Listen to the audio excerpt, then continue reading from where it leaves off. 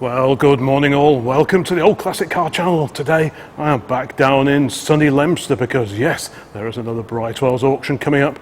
Two auctions coming up starting this coming Saturday the 29th of March. Today it is the Tuesday 25th of March, so I'm in here a little bit early. It's not fully set up in here yet, so a big thanks to everyone here at Brightwells for letting me come and have a mooch around. Yes, so bidding and registration for the auctions opens this coming Saturday 29th and the auction runs through to Wednesday next week, with the auction starting to end around midday, I believe, midday onwards, if I remember correctly. So I've had a quick look at the auction catalogue online just to get a bit of an idea of what's here, and just looking around I can see some wonderful cars. So like I've done in previous uploads, I'll have a bit of a walk around, have a quick look at, well, very close look at many of the cars that are here. There's a classic car auction and also a modern classics auction running alongside each other. So let's go and have a look, see what's here, see what gems there are to tempt us this month, and at the end of this video I'll give you my thoughts on which car or cars particularly appeal to me this time round. Right, let's crack on without further ado. And I think we'll start this one with a bit of classic commercial action. Yes, we have one of the comparatively rare Austin badged versions of the good old Morris Minor van. This one is a very, very bonny example. Slightly wider steel wheels and different hubcaps. They look like they could be off a Lotus Cortina, that kind of thing, but they really do actually suit it, and it's good to see it's got the correct bonnet on it for a commercial moggy, with no strips down the side. Yeah, very, very smart looking van. Like I say, the auctions start this Saturday. It's a timed online auction. It runs for several days through to next Wednesday. If you have any interest in any of the vehicles that I feature in this video, please get in touch with Brightwells directly. I'll include a link in the description to this video. Obviously I'm just having a quick walk around, but do your usual due diligence if you're thinking of bidding on any of the vehicles, and I highly recommend popping down here and actually inspecting them yourself in the metal before you actually bid, if you decide to have a bid. Don't just take my word for it. But yes, anyway, let's carry on this amble around. And this Morris, well, that looks very, very nice indeed. These have separate chassis, unlike the saloons. Of course, there was a pickup version as well. Yeah, that's a very bonny looking vehicle on a G plate. So what would that be, about 1968-ish, I would have thought. And alongside that, well, we have a lovely little Fiat, a little Fiat Topolino. This is one of the slightly later facelifted cars, slightly different front compared to the original Topolino, the Fiat 500 Topolino, or Little Mouse as they were called. This one dates to 1955, very similar size actually to our little Renault 4CV back at base. I do like all the louvers in the bonnets just to give it a little bit of cooling. Slidey door windows, rear hinge doors. That's actually lovely in there. Very, very nice car indeed. You got the pullback roof for those rare sunny days. But what a character for a little car that is, and the beauty of cars like our 4CV and this Topolino, they don't take up a huge amount of space. It is a four-seater. I mean, obviously if you're sat in the back you're not going to want to have very long legs, but you could sneak a couple of small little people in there. What a characterful little thing. These old Italian cars are very agreeable, I always think. Lovely shape, lovely details, especially when you look at the interiors, even on what were fairly budget cars, but it's just, they just have a certain style about them, which I find really, really appealing. Look at these lovely side lights on the wings. There's the Fiat badge on there. Yeah, that's a very bonny two-tone colour car. Anyway, back to British motor cars, and here we have a good old Austin 7 Ruby. This is a Mark II from, I think, about 1937. I mean, it didn't change a great deal compared to the Mark Is. I think there may be a difference in the angle of the windscreen pillars or something like that. But yeah, Austin 7, 747cc just like the very first cars. This one's all over black. Let's have a quick peer inside. The window is open. It says a bit of information on the door over there. 1937 Ruby 2. First registered 30th of the 3rd, 1937. So it's almost coming up to its registration birthday. Today is the 25th of the 3rd. And it's got the de rigueur clothes peg on the choke. Just need a little wooden peg really. That'll be fairly quick and easy to remedy, but very nice inside actually. Lovely headlining as well. So clearly someone has spent a lot of time and money on this little Austin 7. Very bonny little car. And unlike some pre-war cars, these are actually, they're not too bad to run. You can get the spares for them. It makes them very, very usable indeed. Let me know in the comments if you've ever run one of these. And talking of Austin 7s, we have this very bonny car. This is a chrome rad Austin 7. I think it's a PD Tourer from about 1933, so it's only a little bit older than the Ruby at the back there, but looks much, much earlier with this chrome radiator aping the Austin 7s of earlier times. It's on its original registration as well, so that's always good to see. Yeah, a little two-seat Tourer, very nice, and we've got the bonnet up on this one so we can see that famous little 4-cylinder engine. Yeah, there we go, there's the distributor there, all nice and easy to get at. Fan over there of course, starter motor just down there, coil ignition. There's a little Zenith carb just over the other side, but yeah, loads of parts available for Austin 7s and tuning parts as well if you want to make it go a little bit better. And the good thing about this era, the chrome rad Austin 7s, is they are eligible for VSCC or Vintage Sports Car Club events. So while you probably won't go circuit racing in one of these little Tourers, you can use it in trials, road runs and just gentle off-road auto solos, that kind of thing, which is why these remain very, very popular vintage cars. Yeah, that's a very bonny little car. Nice long doors actually, so getting in and out is easier than you might imagine. But yeah, that's got the makings of a really fun car, and again, not very big, it'll fit in any garage. Now, a couple of the definite highlights of this particular Brightwells auction this time round are two incredibly rare and very, very imposing Stars. Now, Star was a car maker based in Wolverhampton many years ago, and they produced real quality cars. A friend of mine's got a Tourer. He's regularly waxing lyrical about how much he enjoys driving it, and I can see why. This is beauty. This is a 1927 2050 Star. Must be almost unique, I would have thought. Beautiful nickel plating on it. Original registration. Those things are important. But yeah, what a magnificent car. Beautiful lofty saloon. If I had the space and the necessary, I would be very tempted with this, or indeed the other Star. There is another one just over the back over there, so we'll make sure to have a close look at that one. But this is just beautiful. Got the old 2-gallon can on the running board, but everywhere you look, just beautifully detailed. There's the door handle, the inner door handle. These beautiful nickel plated curvy door handles. You know, let's try the door. Look at that.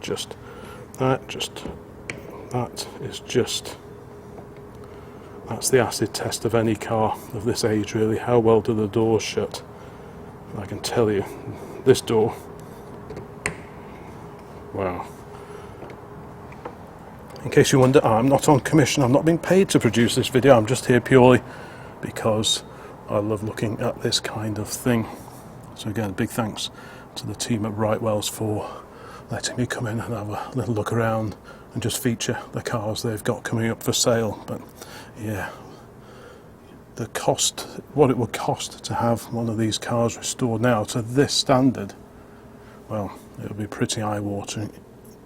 Again, lovely nickel plate everywhere you look.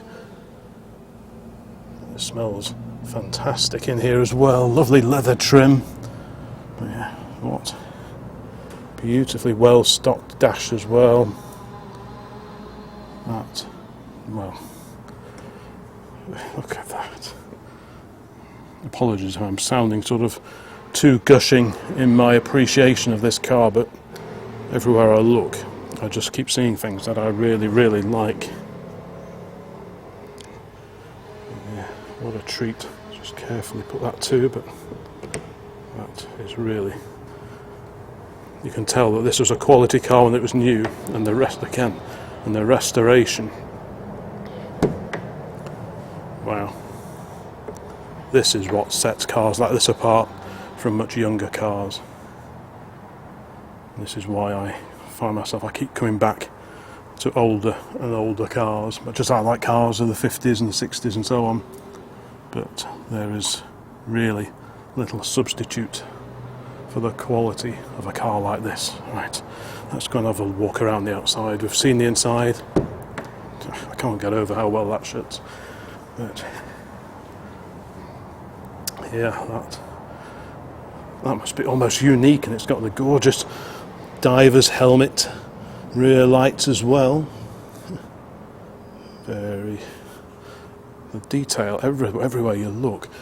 You know, even the lubricators for the rear springs. It's got Wilcott Parent Company Limited covers on the rear leaf springs to keep the dirt out from between the leaves and the leaf spring suspension. But yeah, that is a real treat to see that one here today. I've never seen one of those before, and I probably never will again. I think the catalogue name for these, it was the 2050 Stella.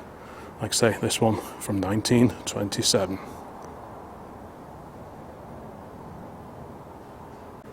So like I say, watch the video, let me know in the comments which car or cars particularly appeal to you.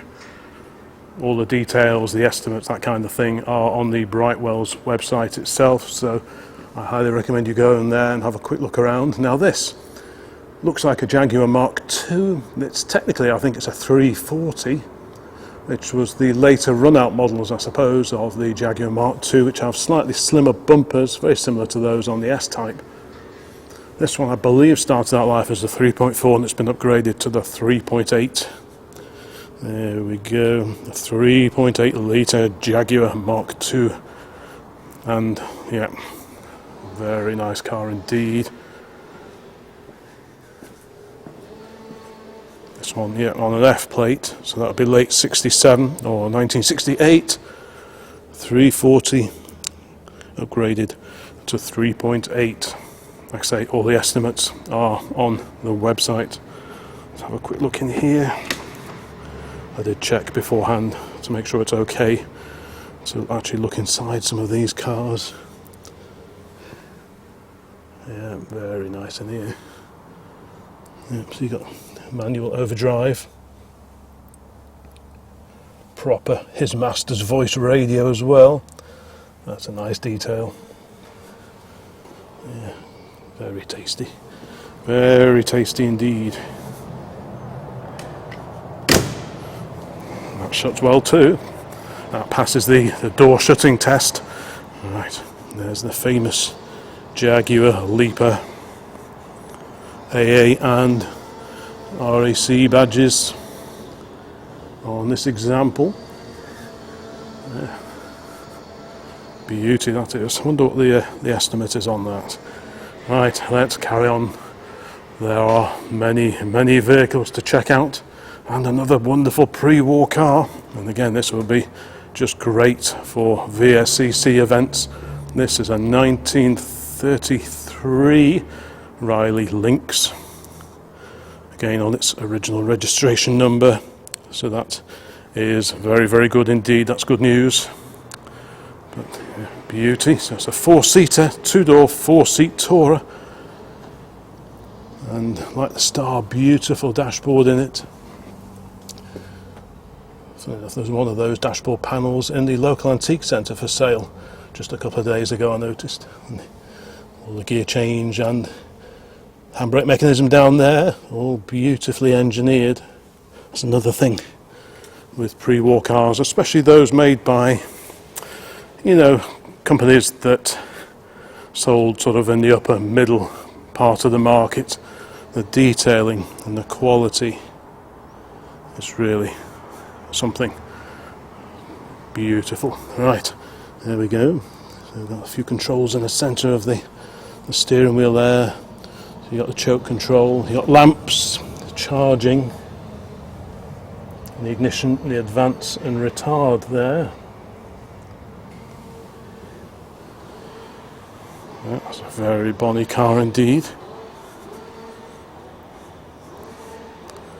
Bet that would roll along very nicely actually.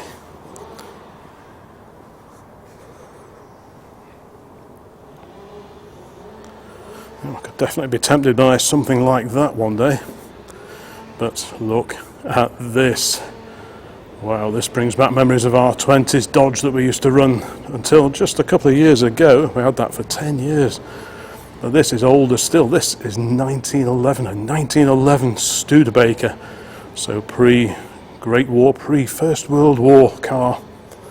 What an incredible machine it is, and it's right-hand drive as well. But proper oily ragger. There you can see the speedo drive coming off the front hub. So you've got the big cog gear wheel over here, driving a smaller one over there, and then the drive from that goes up to a speedometer, which hopefully we'll find somewhere in the car itself. So you've got the big starting handle there. Yeah, the Studebaker EMF. Wow. From 1911. So that's got some years on it, isn't it? Edmund and Jones of Detroit lamps. What an incredible survivor. Proper oily ragger. The original wings, the original paints, you just can't recreate that kind of thing. Wood and spoke wheels. Again, very similar to those that we had on the Dodge. What an amazing, amazing vehicle. The original seat trim. Clearly this has been laid up somewhere dry, and that has helped preserve it.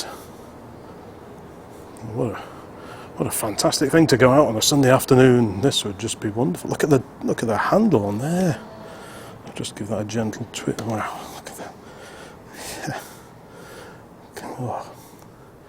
If this car could talk, what stories would it tell? So you've got doors for the rear passengers, but in the front here, no doors. You just clamber across and the driver gets in from this side because there are various levers and other things over there, including the spare wheel on the running board.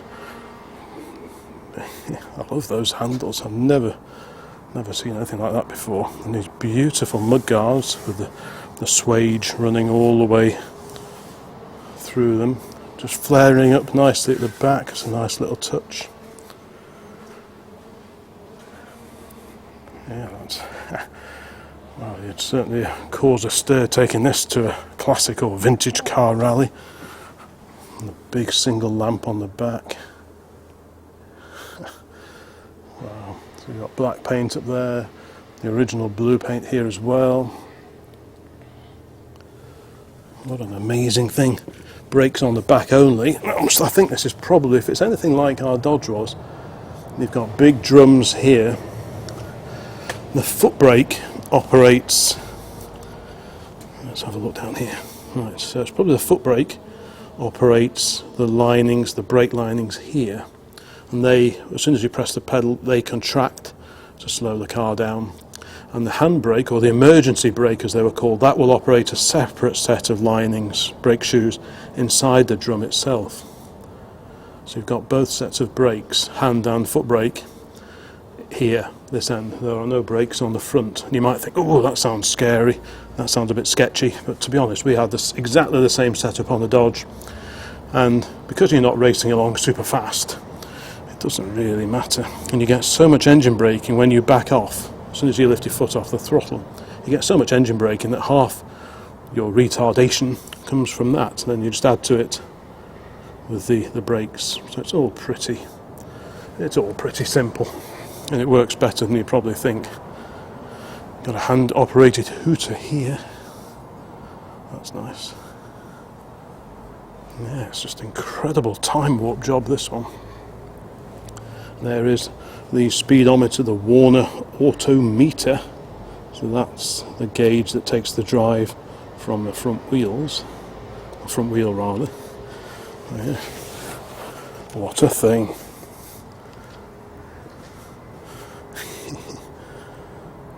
Perfect for an oily rag. Let's just have a quick look. So this is the gear change. Let's just poke the camera through there. Right. So a bit of gear change excitement to figure out there. So you've got reverse top left, first bottom left, second up there, and top third bottom right. That's all pretty straightforward. Yeah, what a great thing.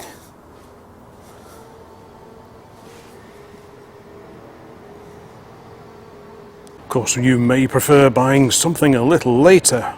So how about this? I think it's 1955 Sunbeam Talbot 90 Saloon. These were good cars, quite sporting saloons of the 1950s, mid-1950s, this one. Looks a bit dusty, so it's a nice sort of garage fine spec. But beneath the dust, actually, it looks pretty good, to be honest. And we did have, as I think I've mentioned before, on our shortlist, or my shortlist before buying the V8 Pilot, I did look at a couple of these that were for sale, because the more I read about them, the more usable they actually appeared to be. So you've got rear hinge back doors, and you've got this really unusual glazing arrangement. So there's the back door, the back edge of the back door, and then this is the seal, and you've got an extra window here as well. And we'll see that on a pre-war Humber just up there. So that's something that appeared on Roots cars for a long time. And it's not perfect by any means, but I think this has got the makings, you know, on the face of it, of a very usable car. Let's just see if we can open that gently. That opens nicely, no dropping, etc. Just mind the front of the Sunbeam Rapier. Have a quick peer in there. All looks very original. Headlinings there, sunroof, period radio as well. You can just about see that over there. I don't know if this is a runner or not, or where it's been, how long it's been laid up, if it is indeed laid up. So again, check out the website, and that'll give you the full lowdown on what the story is with this car. There's a tax disc, so it's got a 2015 tax disc, but that was the last year that they issued tax discs, so it could well have been on the road after that. Big sliding steel sunroof. But yeah, these went really well by all accounts. They're a good driving car, and I would definitely consider getting one of these. I wonder what the estimate is on this one. Original registrations, that's good. I really don't like cars on reissued regs. You just lose that link with the history. And that's a very neat bit of design there. That incorporates the number plate light in this plinth. So that's lovely, and the proper old plates as well. Sometimes you see these reproduction aluminium pressed plates, and the typeface, the font, isn't quite right at all. Let's have a gentle look in there. Got some spare parts. Sunbeam Talbot Alpine Register. So clearly this belonged to an enthusiast of the mark. But yeah, nice car. Mid-50s, about 1955 I would have thought, this one. And that could make for a very enjoyable run around, I would have thought. There's the proud Sunbeam Supreme grille. So this is probably a fairly late example. You had the Sunbeam Talbot 80 and then the 90. And I think this one with the 3 outlets on the back here, I think that marks this one out as a reasonably late example. But actually, on this, all along here, where sometimes you expect to see either rot or filler hiding joints and seams in the body, It actually looks pretty good. Looks like a really good recommissioning job for someone there. I like that. Right, okay, and slightly later still, we have an MGB, a GT on an N registration.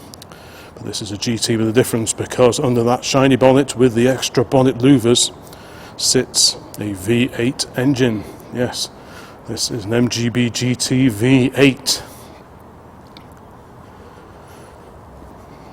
There was an engineer called Costello started shoehorning the Rover V8 engine into MGB GTs, and then BL decided that seems like a good idea, and they did the same.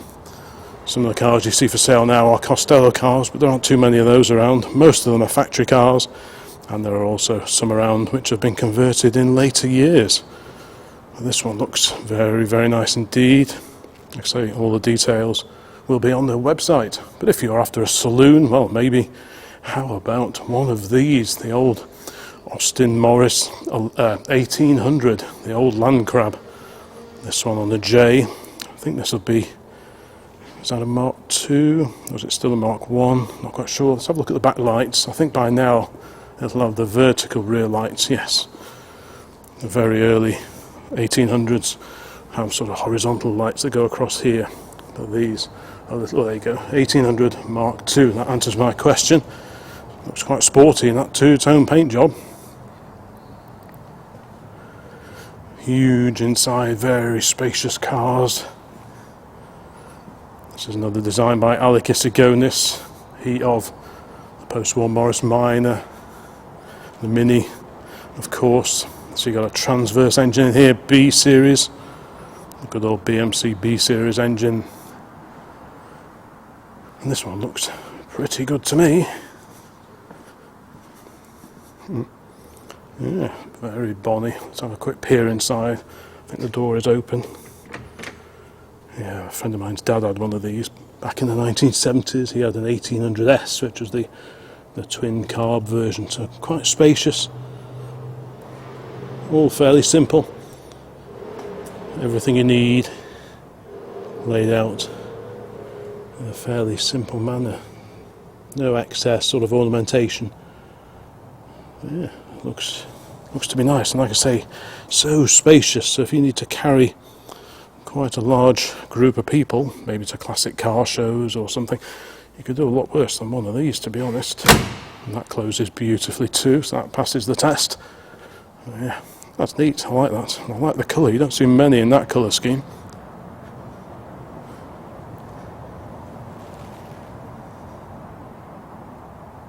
And alongside the 1800, towering over it somewhat, is this magnificent Rolls-Royce. This is a Barker-bodied Rolls-Royce 2025 from 1936. That is one very handsome car. Barker, the coach builder. In this era, you would buy your favoured chassis and engine running gear, basically a rolling chassis, and then you would appoint your favoured coach builder to body it as you wished. So maybe a saloon or a tourer. Quite a few old saloons have been rebodied in more recent times into tourers, so to see saloons in such great condition is always a bit of a treat. You've got a tinted visor up here, so it's glass but tinted. Very nice indeed. It's quite a handsome, so it's 4-door, loads of room in the back. I love the shape of that. That is really quite a machine. Of course, designed in an era when everyone wore hats, hence the lofty amount of headroom. But just look at the view out of there. Yeah, what a place to be. Let's have a quick look. And again, like that star we were looking at, lovely door handles. That's always, if you look at the door handles, that gives you a good idea as to the quality of the car. Chrome plated striker plates. Just gently open that. So there's lots of originality in this interior. These are the original door cards. Front seats possibly recovered. Rear seat probably not. Wow, that's, yeah, very swish. Look at the Look at the engineering that just goes into all these controls here in the centre of the steering wheel. Proper car.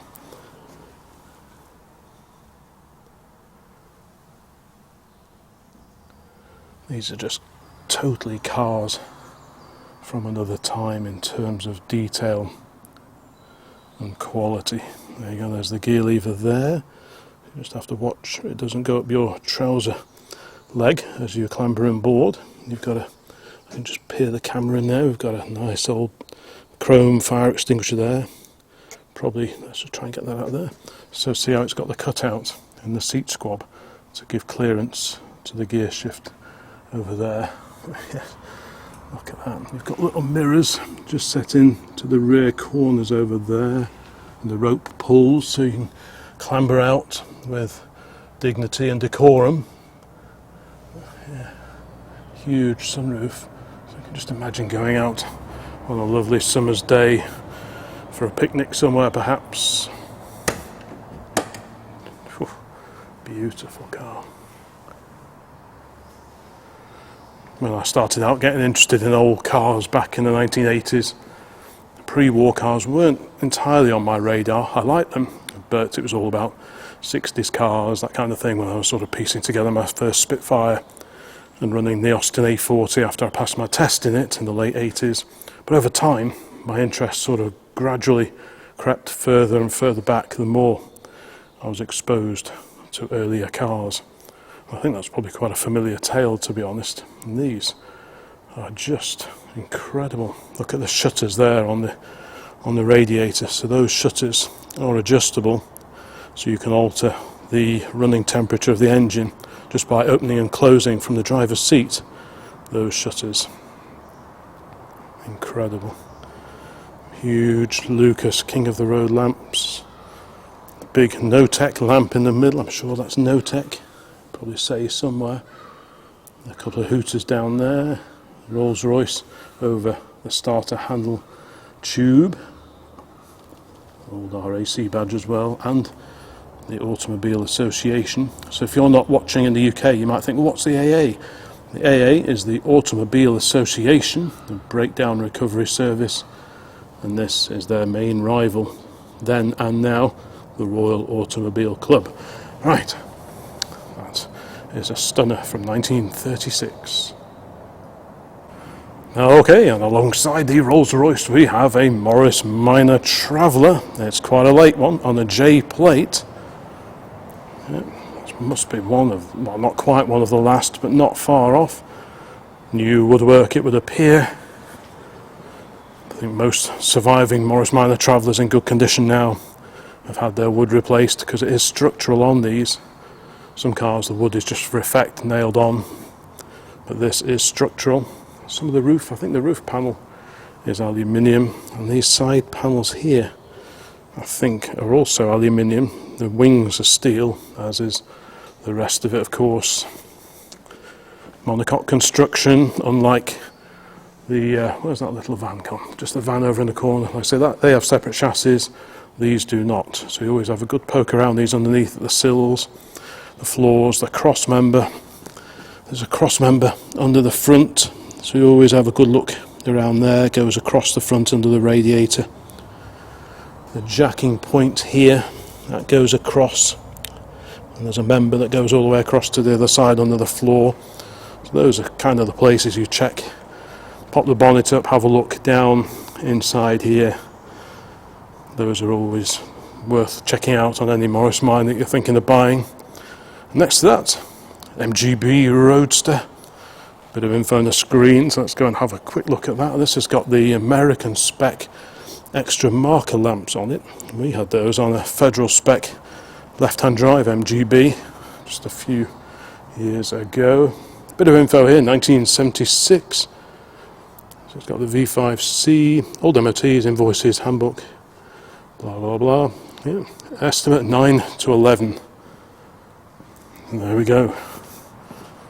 Very, very sharp, eye-catching example in black. You don't see too many of these in black. It's on a P plate.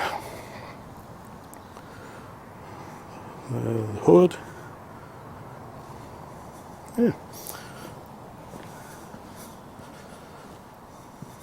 Very smart indeed. And ooh, bit of French magnifique here with the Citroën DS. Wow, these never fail to impress. You can see the inner headlamps there, they follow the angle of the front wheels as you turn around the corners. Little Marshall lamps. Yeah, there you go, SUV Marshall.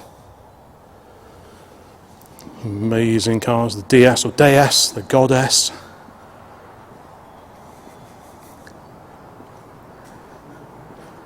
Have a quick peer in here. This is a DS Palace, so we've got column change. There's a handy little reminder on the dash just over there of where the gear positions are. Oh, wow, what an interior. That's incredible. And the famous Citroën single spoke steering wheel there. What a machine. Just amazing. I think these are fiberglass, the roof. Yeah, the roof is fiberglass. The rest of it is steel, regular steel, but the roof is a fiberglass panel, and that can be unbolted. Like the P6 Rover, there's like a central structure and then everything else unbolts off it. I love how these turn signals are built in to the rear roof moulding. Just think that's such a neat little styling feature of these cars. But yeah, little lights down here, this bolt, one there and one over the other side. These, if you want to change the rear wheel, you whiz that out and you lift off the whole back wing. It just clips on at the front, on the front leading edge. So you whiz that out, lift the whole thing off, and then you can get at things nice and easy. Yeah. Great thing. Again, look at the size of the handles in there. Beautiful chrome jobs. Yeah. What an amazing looking car. What it must have been like when these first went on sale. Looked like nothing else before or since. The CX came along after, but it can't have caught the imagination as much as these did when they first came out. Just incredible car. Okay, we carry on, and over here we have a teal, and this is a replica of the old pre-war Bugattis. Various engine options were available for these, so you could pick what engine you wanted to fit in. Little twin carburetors there poking through the side panels. I think these are aluminium bodied. A mate of mine used to build the bodies for these. So it's all the acid test whenever you're looking at sort of some of these more modern builds echoing the oldie worldy style is what are the details like. And yeah, no plastic gear knobs. Sometimes you see horrible switch gear or inappropriate instrumentation. These all look in keeping, you know, for the age of car that it's aiming to recreate. The huge fuel filler, just like the old racing Bugatti Type 35s would have had. But yeah, that's a lot of work's gone into that dash. You've got the little Brooklands aero screens as well. There you go, aero screen. Yeah, so it looks like a bit of fun, and I like the fact that so many of the fittings have been wired just like the original Bugattis would have been. That's a nice touch. Lots of louvers set into the bonnet here and here, held down with a period looking leather strap. So, yeah. The teal, right. Next to that we have a bonny little Riley, the second Riley that we've looked at today. HF6950. Some pretty hefty brakes on it. So a sporting pre-war Riley. This I'm sure would go very well indeed. Again with a very nice fuel filler cap on it there. An engine turned dashboard. The clocks look like they are probably out of a Jaguar, I think. These reverse reading rev counters, the tachometers, it's probably out of a Mark 7 or maybe an XK140 perhaps. What does it say here? Riley 12 for special, so it's a 12 rather than a 9. That's probably why it's got such big brakes on it. HF6950, V5C, some old MOTs, invoices, correspondence, VSCC papers. So again, this is a car that would be eligible for VSCC events. So that's going to mean there should be quite a big audience, very keen audience for something like this, I would have thought. It's actually a good looking car. Sometimes you see these one-off specials and with the best will in the world they can look a little bit odd, because not everyone is a coach builder or a car stylist, but this one actually looks really well. I think the cycle mud guards really add to the sporty look. Nice curvy tail as well. So that's a good looking car. A nice machine turned dashboard as well, very similar to the pre-war Bugatti, etc, etc. Next to that, something very, very different indeed. This is a Woody estate car or shooting brake based on a early post-war Elvis TA14. There is the Elvis hair, the mascot for Elvis cars for so many years. Now, whether this one has always been a shooting brake or it is a conversion of a saloon, I don't know. Again, probably the details will be on the website. You can always give the people in the office a bell if you need any specific info. What a handy machine that would be.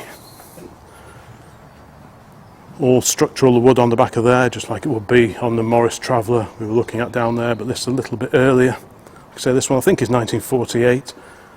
I love how it's got the split rear tailgate. So with the two handles up, that comes up, that goes down. Original registration as well, HBJ. Yeah, that's neat. And it's got a big long opening roof as well. Yeah, that must be unique, I would have thought. Nice lines, quite balanced lines. Again, like I was saying with the special, the Riley next to it, sometimes you see these conversions and they're not always that convincing, or they look a little bit like a man in a shed, but this does not. This actually looks really nice. Some lovely little details going on in here. Elvis, of course, a real quality car maker, pre and post-war. I did do a video visiting an Elvis specialist just a couple of years back. That was a lot of fun.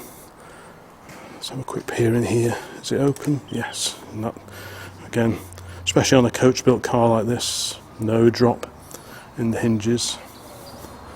So you've got 3 sets of hinges. Again, that's usually a good sign that you're looking at a quality car. All retrimmed in here. Looks really nice, actually. What a thing. Yeah. Maybe this is a car you would vote for if you were going to pick just one of the cars coming up in this Brightwells car auction. Make sure you let me know in the comments, because it's always fun to read what your thoughts are of the cars here. Maybe you love them, maybe you really don't like them at all. Maybe one of the modern classics which we'll have a scoot round. They're mostly over there, I think. So we'll check those out while we're here. I'm just literally walking around in the order they are currently parked at the moment. I'm sure they will be shuffled around before the auction itself starts and before the official viewing days. Yeah, that's just one row. And I'm already thinking there's some fantastic cars here. This P38, I don't know if that's in the auction or not, but this most definitely is a Jaguar E-Type, a Series 2, an American import. This one has featured on the channel before. Quite the project, but well worth doing. Especially if you can do it yourself. If you could sort of do the majority of the work yourself, that would be such a rewarding car to bring back to life. And as with so many cars that have gone across the pond to the USA. This one was re-engined at some point. This one no longer has the XK straight six. This has a Chevy 350 V8 in it, 350 cubic inch. Not sure if I can get it, I'm not going to try opening the bonnet, but you can see that in there. A lot of workshops, garages in America were pretty dubious about working on these weird European cars, and Jaguar didn't always have the best reputation when it came to reliability, so it's quite common to see E-types and such like re-engined over there. And to be honest, a 350 V8, it's probably quite a reliable unit.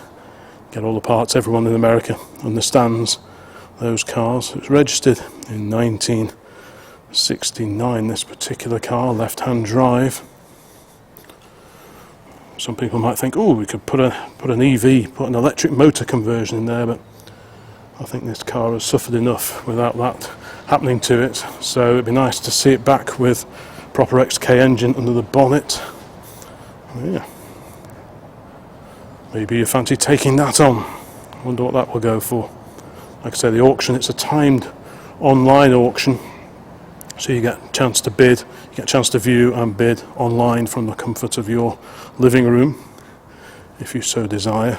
And like I say, the auctions start this Saturday and run through to next Wednesday. The first one ends at, I think, 1 minute after midday, something like that, on Wednesday next week, and then later lots close shortly thereafter.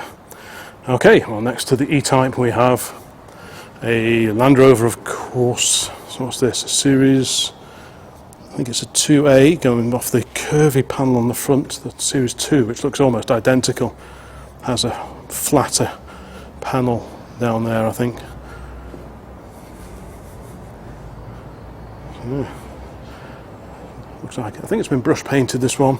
So clearly you're not going to win any concours awards, but if you're after a project landy short wheelbase, maybe this is the one for you. It's on an E registration, so that's 1967. The E registration date letter only ran from January through to July of 67. Locking fuel filler cap arrangements there. So I'll quick peer in here, can we? Yep. The beauty of these, it's just like a giant Meccano set, so you can buy everything for them. Everything comes apart. It's got a nice old heater in there. That's nice. Yeah, interesting project for somebody there. Separate chassis, of course. Not had a look underneath, so you'd have to do all your usual due diligence if you're thinking of bidding on this or any of the cars here. Like I say, don't take my word for it. Come and have a look. There are viewing day or days coming up shortly, so I'd always recommend coming to have a look in person. We've got an incredible 1965 ambulance here. Is that in this auction? I think it might be. Let's have a look. I think it has been in a previous auction. Now this is a Series 2, so it's got the flatter panel here. The one we looked at a moment ago has got a much curvier panel there. So this is a Series 2. Smart looking, this one does look smart. It's been repainted.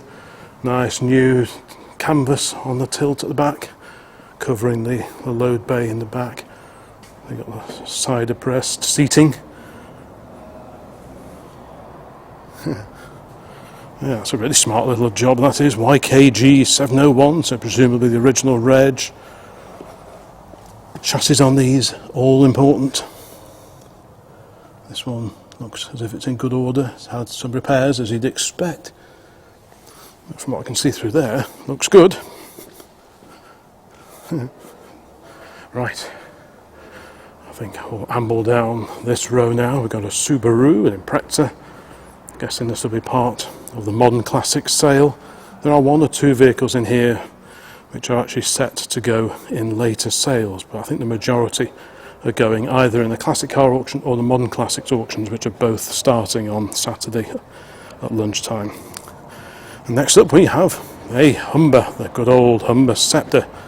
So this was the posh upmarket car in Roots' range of the day, this one from the mid-1960s, 1965 to be precise. The basic structure was shared with the Hillman Super Minx. Later cars had a much squarer roof line, but I do love the way this one, these slightly earlier cars, the roof tumbles away and you've got these big wrap-around screens front and rear. So yeah, stylish car. I do like these. Fins were still a thing at this point in time, not as extravagant as they were in the late 1950s, but they were still a thing. You've got this very natty two-tone paint job as well on this car.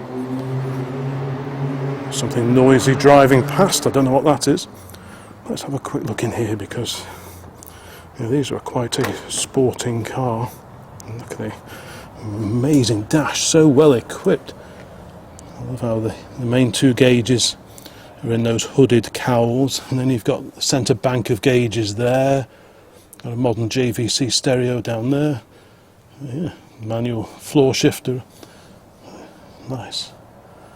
Yeah, I bet this would bob along really well. This would keep up with modern traffic nice and easily, I would have thought. Yeah, again, a great user. And you don't, that shuts nice, you don't see too many of these around now. Of course you had the Singer Vogue as well, which looked pretty similar, also from the Roots group stable. Yeah, that's pretty nice, and you've got a matching pair of Lucas spot and fog lamps on the front there. Yeah, very American inspired styling. Yeah, I think that's quite a groovy car. Look at this, another Sunbeam Talbot. So we've got TDV 204 just over there, and this is the open top, the drophead coupe Sunbeam Talbot 90. That is a very swish car in this lovely sort of gunmetal metallic-y grey paint. And this also, just like that, has a matching Lucas spot and fog lamp arrangement. That is a swish looking car. The paint really does just accentuate the lines. Really lovely car, that. 1951, tax disc in the window. So that gives us a good clue as to the age of this one. A few instructions there on how to start it. Look at the interior. Wow. So stylish. Look at that beautiful dash. Who could get bored of sitting behind the dashboard like that? Even if you're sat in traffic, you can just imagine, like in the 1950s, queues to the coast on the old A30 down in the southwest, queuing for hours in traffic, everyone trying to get away for their holiday break. But if you were sat in something like this, you would, well, it would certainly take the pain of the traffic jams away just a little bit by enjoying this.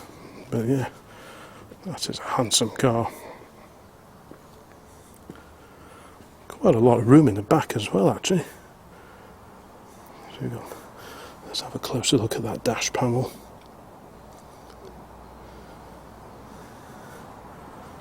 Very, very cosy in there. Soft top hidden away under this cover on the back. Yeah, beautiful car, that one. I do like that. If I won the lottery, I'd be dangerous at these classic car auctions. There would be so many things I'd want to bring home with me.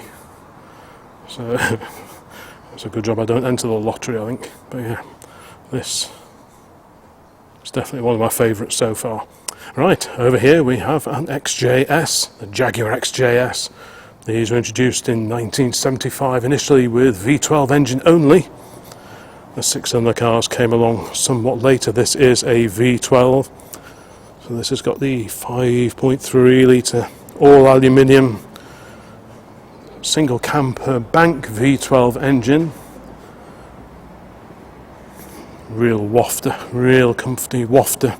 The vast majority of these were automatic There were a few manual cars built when the XJS was introduced. I think Jaguar were just using up stocks of manual gearboxes that they had in from when they used to build the Series 3 E-types, which were available with a manual box. But yeah, this is your auto, so it's a pre-facelift car with these sharper lines to the side windows where they sort of go into the buttresses here. The later cars had different rear lights, much curvier windows in the rear side panel. Some prefer the early cars, the original style like this. Others prefer the later versions, and some people don't mind either. But yeah, good to see a nice XJS here today. Okay, a bit more pre-war car action, and probably one of the rarest cars here today is this. I think it's 1934. This is a two-door Humber Vogue. So the Vogue name more familiar to fans of the Singer Vogue. But this is a Humber Vogue, a mighty fine set of lamps on there. Yeah. Mind the bonnet and the headlamp. That's one thing you have to watch on these pre-war cars with the centre hinge bonnets. When you lift up the side panel, you have to watch that these corners here, which often have little rubbers on, there's none on this one at the moment. You have to watch that they don't dig into the top of there, hence these notes. So I won't be opening that, but this one looks like it's had a lot of restoration work, and for whatever reason the restoration has paused. But clearly it's had a lot done to it, and it's got this very airy side window arrangement with no pillar here.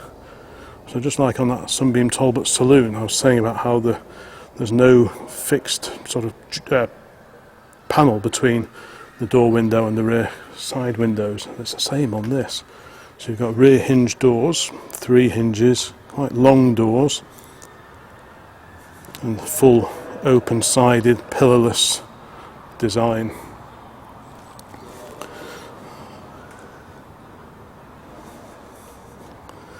Lots of bits and bobs boxed up in the back there, so you'll be having a bit of a look in there just to make sure all the bits are there. What a rare car.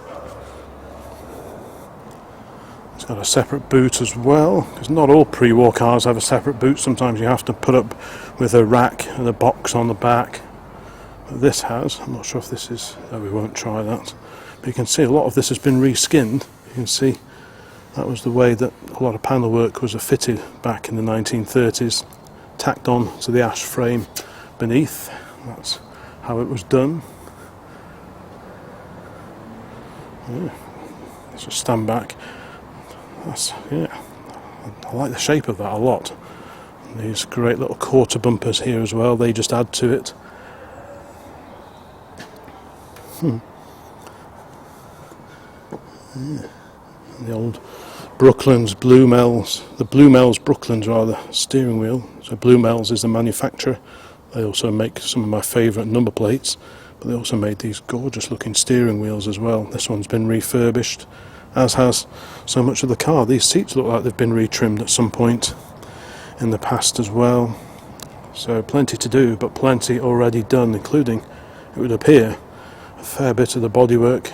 I wonder if these wings are either original and in very good condition, or maybe they've even been remade. Just a little bit of surface rust through storage, but yeah, what a thing. Such a handsome car. Right, okay. Next to it we have a late 1950s Morris Minor 1000. So I think this one's about 1958. It's been refinished in a sort of darkish green colour. Again, has the makings of a good user, like the MGs. What was that? Yeah, like MGBs, that kind of thing. Loads of parts available. So if you're thinking of dipping your toe in the classic car world, you could do a lot worse than run a Morris Minor.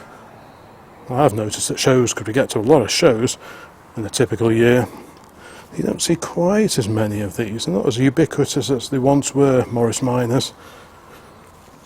587 DJO, the original registration.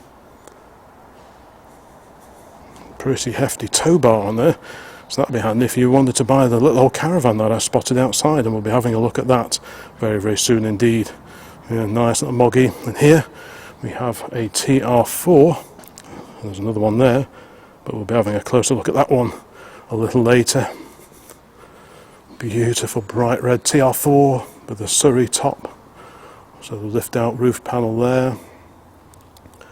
Little seat in the back for small people. Yeah, tasty. I think these are stunning looking cars. This era of TR is definitely my favourite of all these, and the TR4A and the TR5. I just love the styling of these with the sort of peaks in the bonnet that go over the top of the headlamps. I think that's just a great looking car. I do like that a lot. And here we have an MGB Roadster, and this one looks a bit sporty. It's got a towing strap on the front, so maybe it's used for a bit of mild competition, this one. Mini light wheels, battery cut-offs there, hardtop, fiberglass hardtop.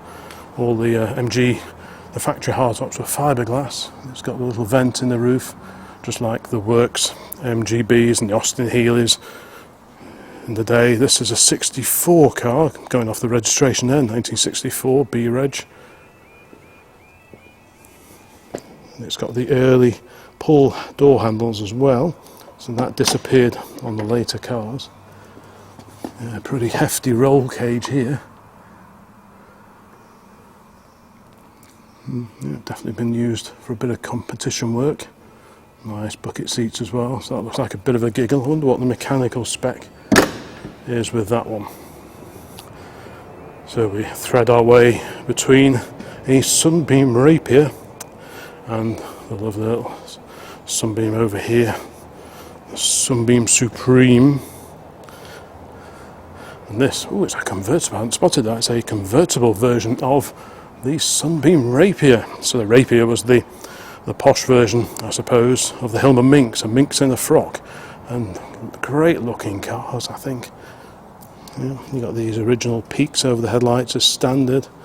Again, matching pair of Lucas lamps on the front. Nice little grille there. Yeah, the structure of these was very similar to that of the Hillman Minx. Although these that were all two-door cars, some were the fixed head coupes, and this is a convertible version with a lovely green. I love the matching green top on it. Let's just have a quick peer in here. Yeah, there's all the trim, looks nice and original. What's the radio? We like a proper radio. A Blaupunkt. That's very smart. Wood dash. Lots of gauges, as befits this being quite a sort of sporting car, I guess, of the day. Yeah. 211 XKL. Yeah, what a beauty. The fixed head versions of these in particular were very popular in rallying, the Monte Carlo Rally in the late 1950s. You would often see Sunbeam Rapiers competing. And by all accounts they go very well indeed. Yeah. What a swish looking car that is. Next to that we have a Ford Escort RS 2000, a Mark 1 RS 2000. These are super popular, these fast Fords. It's got 4 Cibi lamps on the front. We've got the Oscars down here and the Super Oscars, the slightly larger ones at the top. So I wonder what the story is with this. Lots of the vehicles have Knight and Historic Vehicle Club stickers in them. So it looks like they've been owned locally. Yeah, pretty cool. Flood Motors Limited of Donegal. That's neat. Yeah, I'm sure there'll be no shortage of bidders for this Mark 1 Escort. These are super popular. I love the RS mud flaps as well. Still a bit grubby, so it looks like it gets used and driven properly.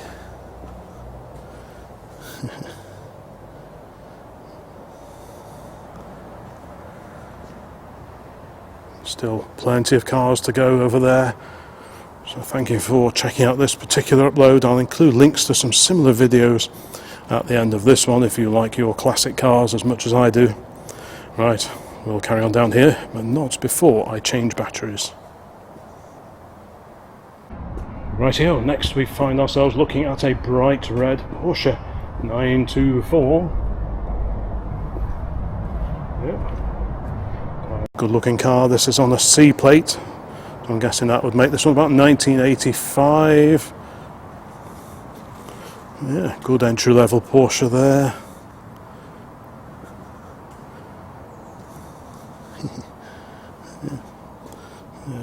Looks like the trim's all pretty original. Looks like it's all there. Yeah, yep. Good looking car, and there's very distinctive Porsche wheels there. Yeah. Nice looking machine if you're after a modern classic. Like I say, there are some more modern classics over the back, over the way, back over there. So we'll catch up with them shortly. And here we have a TVR. This is a 1600M, I believe. It's on the P registration, so mid-1970s, fiberglass bodied, made in Blackpool, of course. Oh, yeah, sporty looking number in our favourite colour, bright yellow. It's got an 04 tax disc still in the window, but looking at it, I think it's been on the road a lot more recently than that. Yeah, single pipe exhaust, very distinctive alloy wheels on these as well. Fun car. Got a bit of storage space in the back actually underneath this big wraparound rear window. And there's an opening roof as well. Very sporty indeed.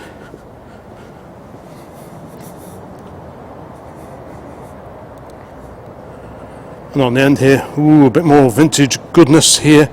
An Austin 7 Chummy YW2015, the original registration.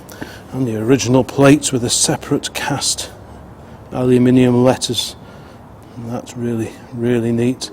These little Chummies, so popular in vintage VSCC type events, just like I was talking about with this little chrome rad Tourer over here. Headlamps on the scuttle. So this will be from sometime in the probably mid to late 1920s. The very early Chummies had a straight vertical rear edge to the doors, whereas that was altered to be angled, like you can see on this one, after a while, probably to give a little bit easier access to anyone planning on clambering into the rear compartment. What a bonny little car this is. Very usable. It can be made to go very well indeed. Certainly one of the most popular of all the Austin 7 variants is the little Chummy. Came out originally in 1922. Nicely plated little fittings on there. Got the speedo there, ammeter and minimum switch gear. There's not much really to do in here. There's the gear change, the handbrake. That's about your lot really. Probably is that advance and retard, yeah, advance and retard. And the choke I think in the middle. Yeah, very bonny little car. You can almost put it under your arm and take it home. Yeah, that's really, really nice little car. Now, okay, now over here is a car that I have actually featured before, but it is such a wonderful car. I'm going to look at it again, just in case you didn't see the previous upload where this car did appear. This is a 1951 Lancia Aurelia. It's on a later registration because I think it was imported around about the time of there, so you'd probably want to get it on an age-related plate. But yes, I remember being very impressed. Again, the detailing, just like that little Topolino that's just over there. Some wonderful little details. What I particularly like about these is the fact that you've got the rear hinged back doors, conventionally hinged front doors, and no centre pillar. So carefully open this door via this lovely pull handle. So that door goes that away. This door, carefully open that. Don't want to force anything. But then that goes that way. We just stand back. What a lovely thing that star is. But anyway, let's not get distracted. This glorious Lancia. What an incredible design. So the doors latch up here, whereas normally your door catches would be down here and they would close onto a centre pillar here, the B pillar as it would be. There is no B pillar on these. So the doors, the rears and the front, locate there. So you close the door and they locate on these pins over here. And equally at the bottom, there's the locating pins at the bottom. So yeah, really novel car, an incredible dash. I do love this car.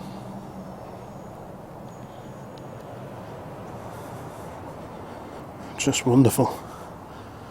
Probably an older restoration, I would have thought. Headlining, you might want to get a bit of work done on that. But yeah, it's in basically, it looks to be in great condition. Doors open and shut nicely. Big hefty hinges in there. Like I say, they just locate up there. So we'll close that. There we go. Never slam a door, especially when it's not your car. There we go. Right. What a Bobby Dazzler that is. Incredible, smooth, streamlined styling. Quite a lean back radiator grille. So it's quite a wind cheating design. We've got these incredible headlamp lenses. Not sure if you can see the shape of those, but yeah, beautiful. I love the shape of the radiator grille as well. Lancia Motor Club. Yeah, it's a real treat for the eyes. That lovely 1951 Lancia. Right. Now here is a car I don't think I have seen before. This is a DeSoto from 1929. It's a roadster, open top car, wooden wheels. Very nice hood on it as well. And you've got the, I'm guessing there must be like an extra seat in here. Probably have to check on that, but either way, this is where the driver and passenger spend their time. The Great Yorkshire Vintage and Classic Car Rally 1994. Got a plate on the dash just there. What a great car. These American cars offer so much value for money. It's in our favourite colour, of course, the main body. You've got the black running boards and wings. DFP 460. It's a right-hand drive car. DeSoto. There must be very few of those here in this country.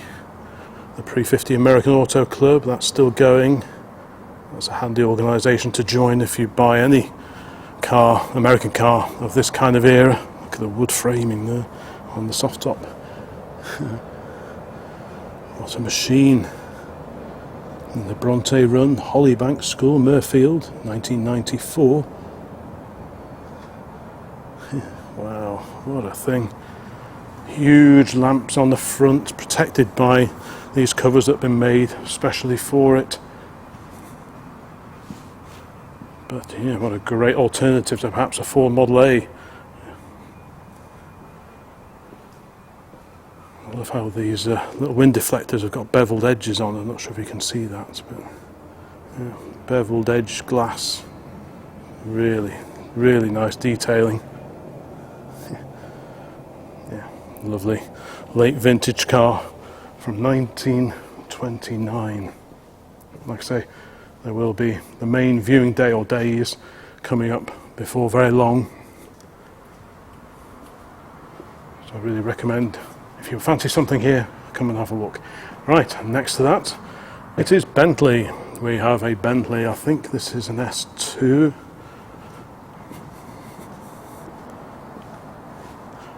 Yep, that is a handsome son of a gun. Yep, lovely array of badges on the front there. Yeah. What a wonderful car that is. I'll have a look. I'll just wander around here and then I'll have a quick peek at the interior, because it's usually a joy to behold the interior on these cars. If you bought a rough one of these, it would cost an absolute arm and a leg to restore it. So there's a lot to be said for buying a car that is already good. And wow, just look at the trim detail in there. How inviting does that look?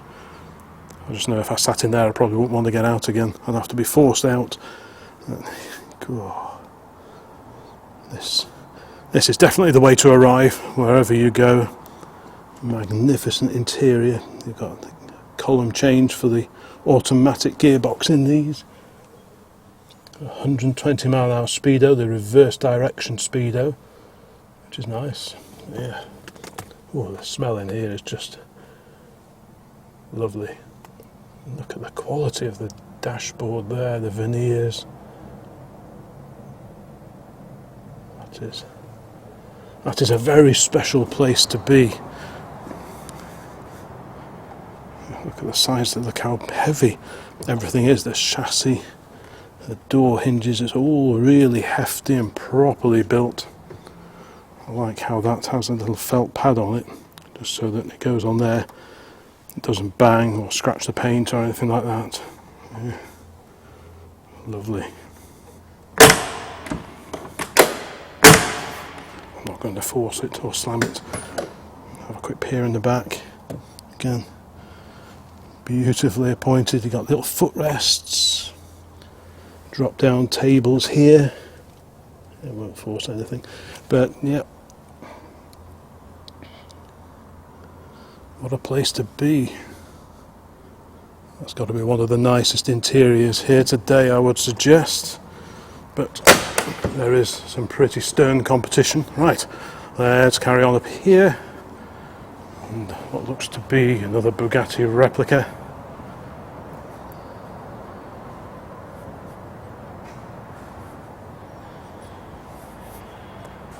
Again, little Brooklyn screens on it. So if you want the Bugatti look, but you haven't quite got the pockets for it, maybe something like this is what you need. Is this VW based? Could be.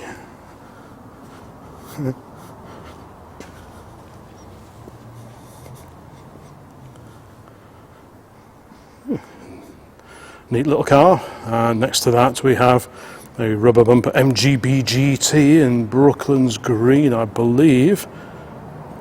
So you've got your regular 1800cc B-series engine under that long bonnet. So it's a 1970s or mid-70s onwards car, about 77 or 1978. The deck chair, so-called deck chair style interior trim in MGBs by this point in time, so very, very 1970s. I can see the overdrive switch on the top of the gear lever, so it's manual with overdrive. Looks like a nice, decent B. Let's just, here we go. Never like to slam things. Yeah, looks like a very tidy car indeed. Got the black rubber bumpers. They look to me in good nick. Where do you check on these? You always check the seams around here, make sure the seams haven't been filled over. Slightly taller screen on these compared to the MGB Roadster. The Roadsters came out first in 1962, then these. The fixed head GT model was announced late in 65, I think it was the Earl's Court Motor Show in 65, ready for the 1966 sales season. But there's a lot to be said, especially if you fancy daily driving a classic car. You could do a lot worse than one of these. Right, and a Triumph Stag, another classic British car here of the 1970s. I wonder if this has still got the original 3-litre Triumph V8 engine under its bonnet. Beautiful colour. I do like that. I think it's a Mark II, because the Mark IIs came with these nice alloy wheels and the stainless covers along the sills there beneath the door. So this one's got a soft top. It's a manual, again with the little overdrive switch on top of the gear lever, because they did do automatics of these, but I think if I was buying one I'd want the manual. They make a glorious sound, these do, out of those huge tailpipes there. So a quick peer in through the window. Yep, overdrive. The trim looks very original in here.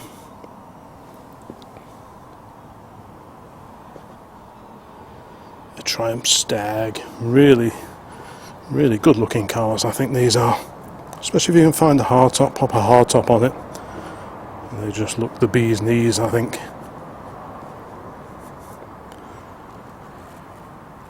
Right, let's carry on along here and have a look at this little Morris Minor.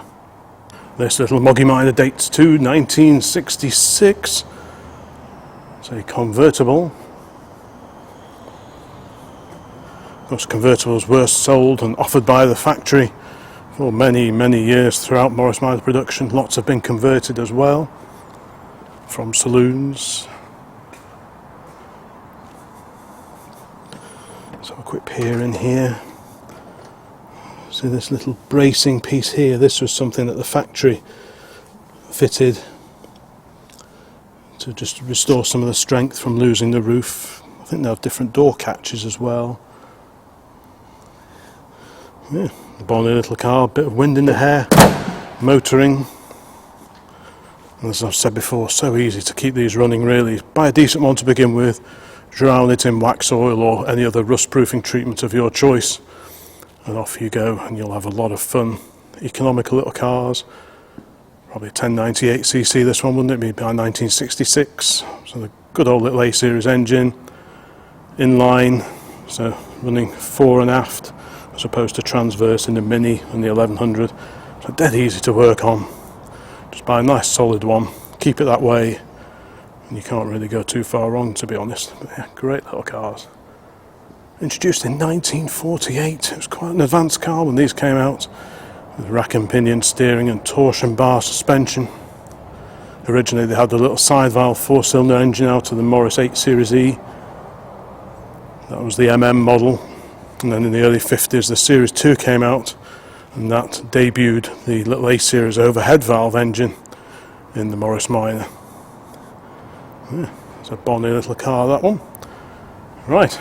And talking of Morris 8, here is a Morris 8. This is a Series E KYB 661. These were built either side of the Second World War. Pre-war you could buy a 2-door saloon as well, and a tourer. I think after the war they only reintroduced, I think, the 4-door saloon. This body shell would also be shared, or at least a centre bit would, with the MGYA saloon, which if you've been watching these videos I've been doing here at Brightwells for a little while, you'll remember there were a couple of MGYAs in previous sales. So this one's got the headlamp conversion. So originally it would have had some very slopey headlight lenses flush with the wing itself, but these pods were available in the 1950s. If you bought those, it allowed you to fit the much more efficient 7-inch Lucas headlamps that you see here.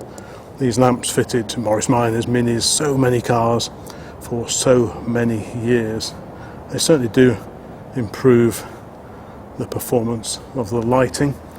So under here, you open the bonnet via these little budget locks here. There'll be a little 918cc 4-cylinder side valve engine there. Like I say, the engine that's also debuted in the first of the Isigonis Morris Minors.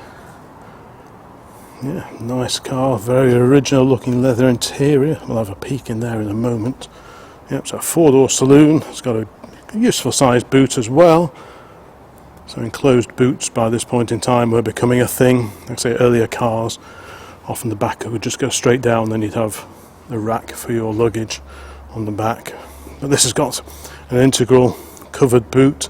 There's the little reflector in the middle of the panel, set into the Morris 8 badge. 8 for 8 horsepower, not brake horsepower, it's not the power.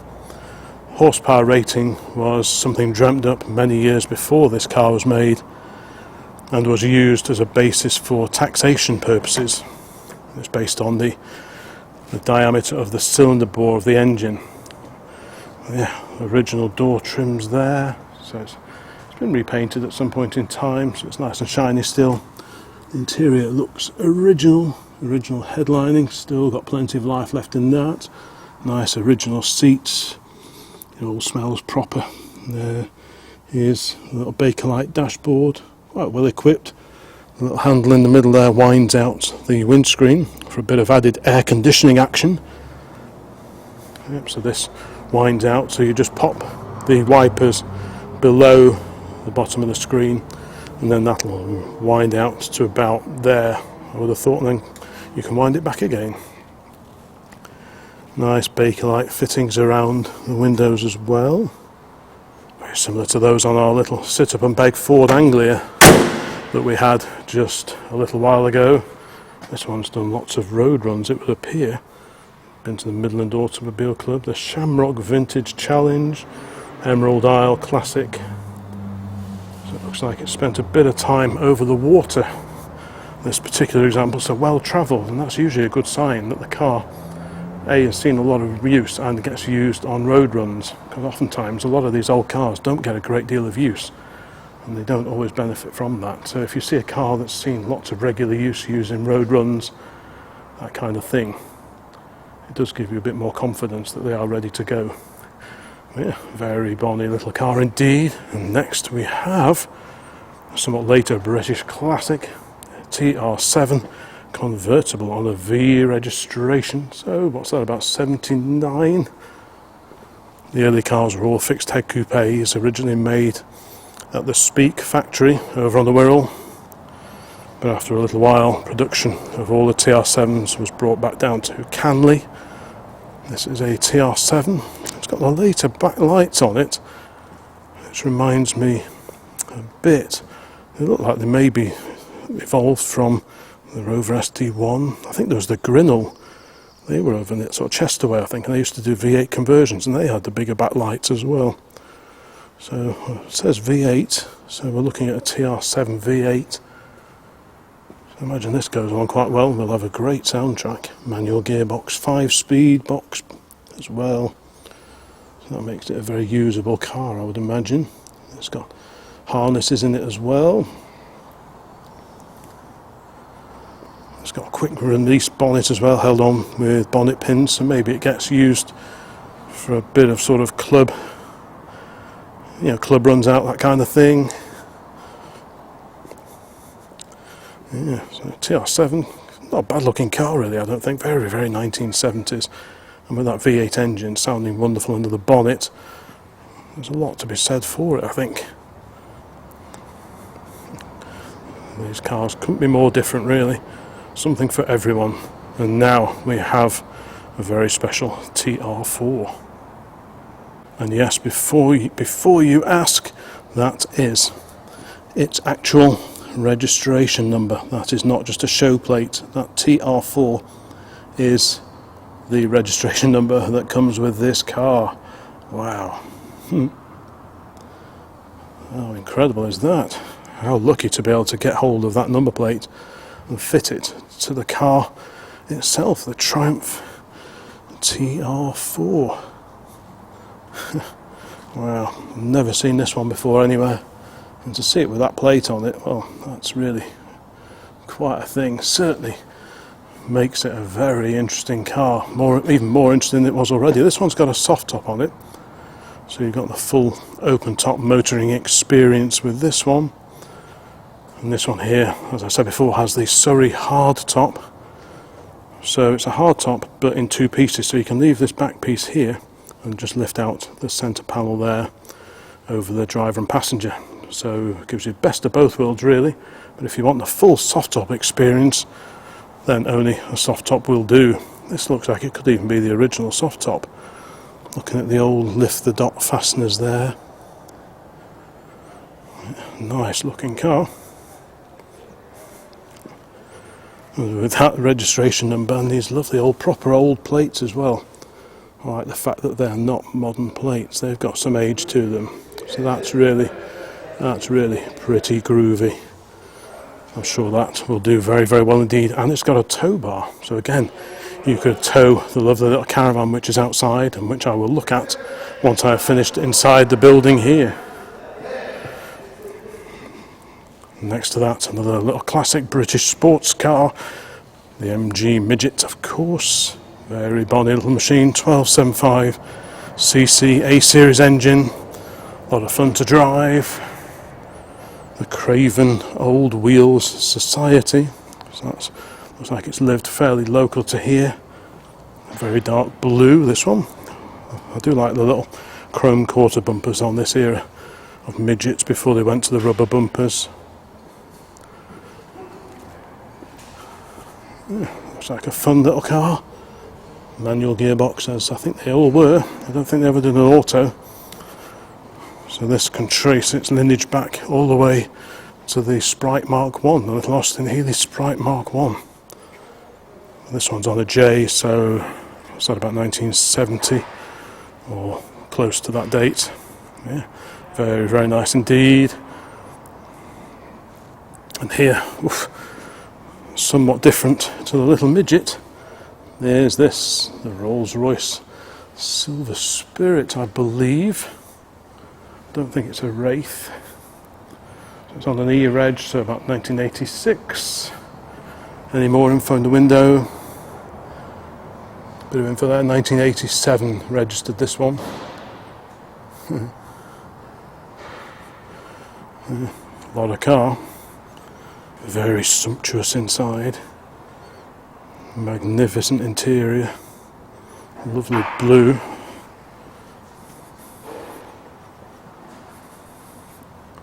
That's powered by Rolls-Royce's famous 6.75 litre V8 engine. So yeah, magnificent cars. These replaced the Silver Shadow 2. Yeah, couldn't be more different, those two, even though the colour is kind of similar. Couldn't be more different. Right, oh, now you'll have to forgive me for looking at this one again. I have featured this super little Fiat before, and I was blown away the last time I saw this, and to see it here again, teasing me, well,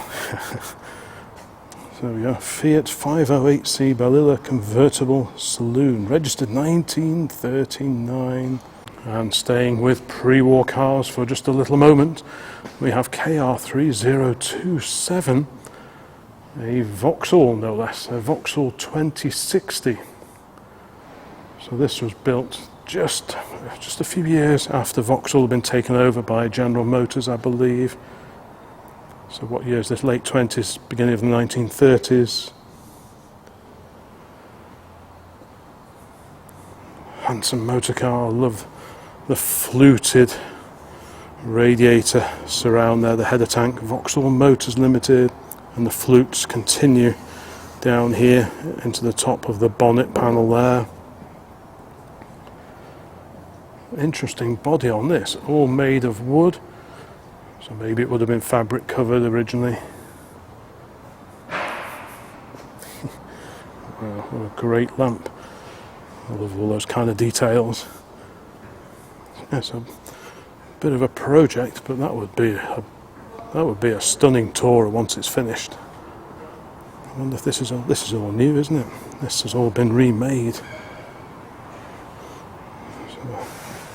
yeah, nice, just a bit of a curve to it as well. So this would look stunning once it's all back together. There's that, an original supplying. It is the original supplying dealer plate there. Martin Walter Limited. Ah. So is that the same Martin Walter that did like the Dormobile camper conversions in the 1950s and 1960s? I think it probably is. There's a fairly hefty engine under there, but I won't go opening the bonnet single-handed, just in case the bonnet's not fitted. Yeah, what a great, interesting project for someone there. I like these little V's on the end of the chassis here. Some pretty hefty brakes. There's the dampers for the front suspension. Yeah.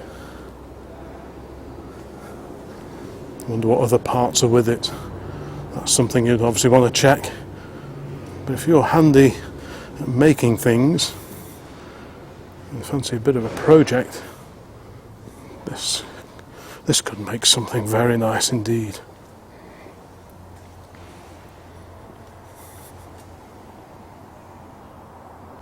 And as I mentioned before, there are two Wolverhampton built stars in this particular auction, and here's the second, slightly later than the other one. This one dates to 1931. This is a Star 2060 Planet Saloon, and under that beautifully styled bonnet is a 3.2 litre 6-cylinder engine. Like I said before, these are real quality cars, beautifully made, beautifully appointed, all the best fittings. Yeah. Stunning car, and like the other Star, restored, came from the same home, this one, and in epic condition. Beautiful proportions as well, nice big wheels, you got the full width wheel discs on it as well, quite a low roof line, so it gives it quite a sleek look. And the way the back panel sort of tumbles back down like that, and you've got the lift up luggage rack on the back, which is what I was talking about just a moment ago. You've got the fuel tank right at the back here, complete with a little Star logo on it, nice detail. Original registration KJ3665, so it's wonderful to see that still on there. Let's have a gentle look, and again, just closes and opens really nicely. Look at that nickel plated handbrake lever there, the gear shifter over there, even the mechanism for the seats is beautiful quality. Yeah, fantastic, beautiful. The interior is just spectacular, loads of room in the back as well, so you could really sprawl out in there. Proper wood, so you've got your mixture control there, headlamps, hand throttle there, ignition, advance and retard, this one here. So I think if you retard the ignition to start it, because later cars, they have automatic advance and retard on the ignition, but older cars like this, you did it by hand. So you retard the ignition for starting and then advance it just as soon as you're able. But yeah, beautiful appointment. Look at this, even here. It's all proper stuff. I'll just stand back. Just admire these two. The two stars are definitely the stars, no pun intended, of this particular auction. No reserve on either of these either. So whatever they get bid to, that is what they go for. There's a little door release. So I'd be dangerous if I had the ability to go buying whatever I wanted. That's quite neat. Yeah. Lovely little mirror, just wonderful quality pre-war saloon, like the other one. It's a shame to split them up really. In an ideal world, you just buy them both and keep them together. Nice louvered bonnet panel there as well. Yeah. What a great looking car. I've never seen one of these before, or the slightly earlier car that we were looking at earlier in this video. Yeah, what a great looking machine.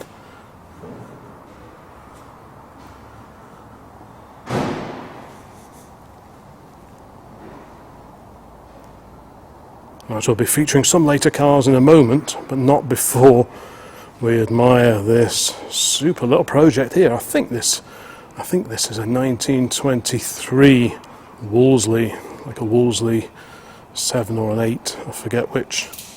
So this would have been a rival to the Austin 7, the little Chummy that we saw before. But this is, yes, Wolseley, there we go, Wolseley Motors.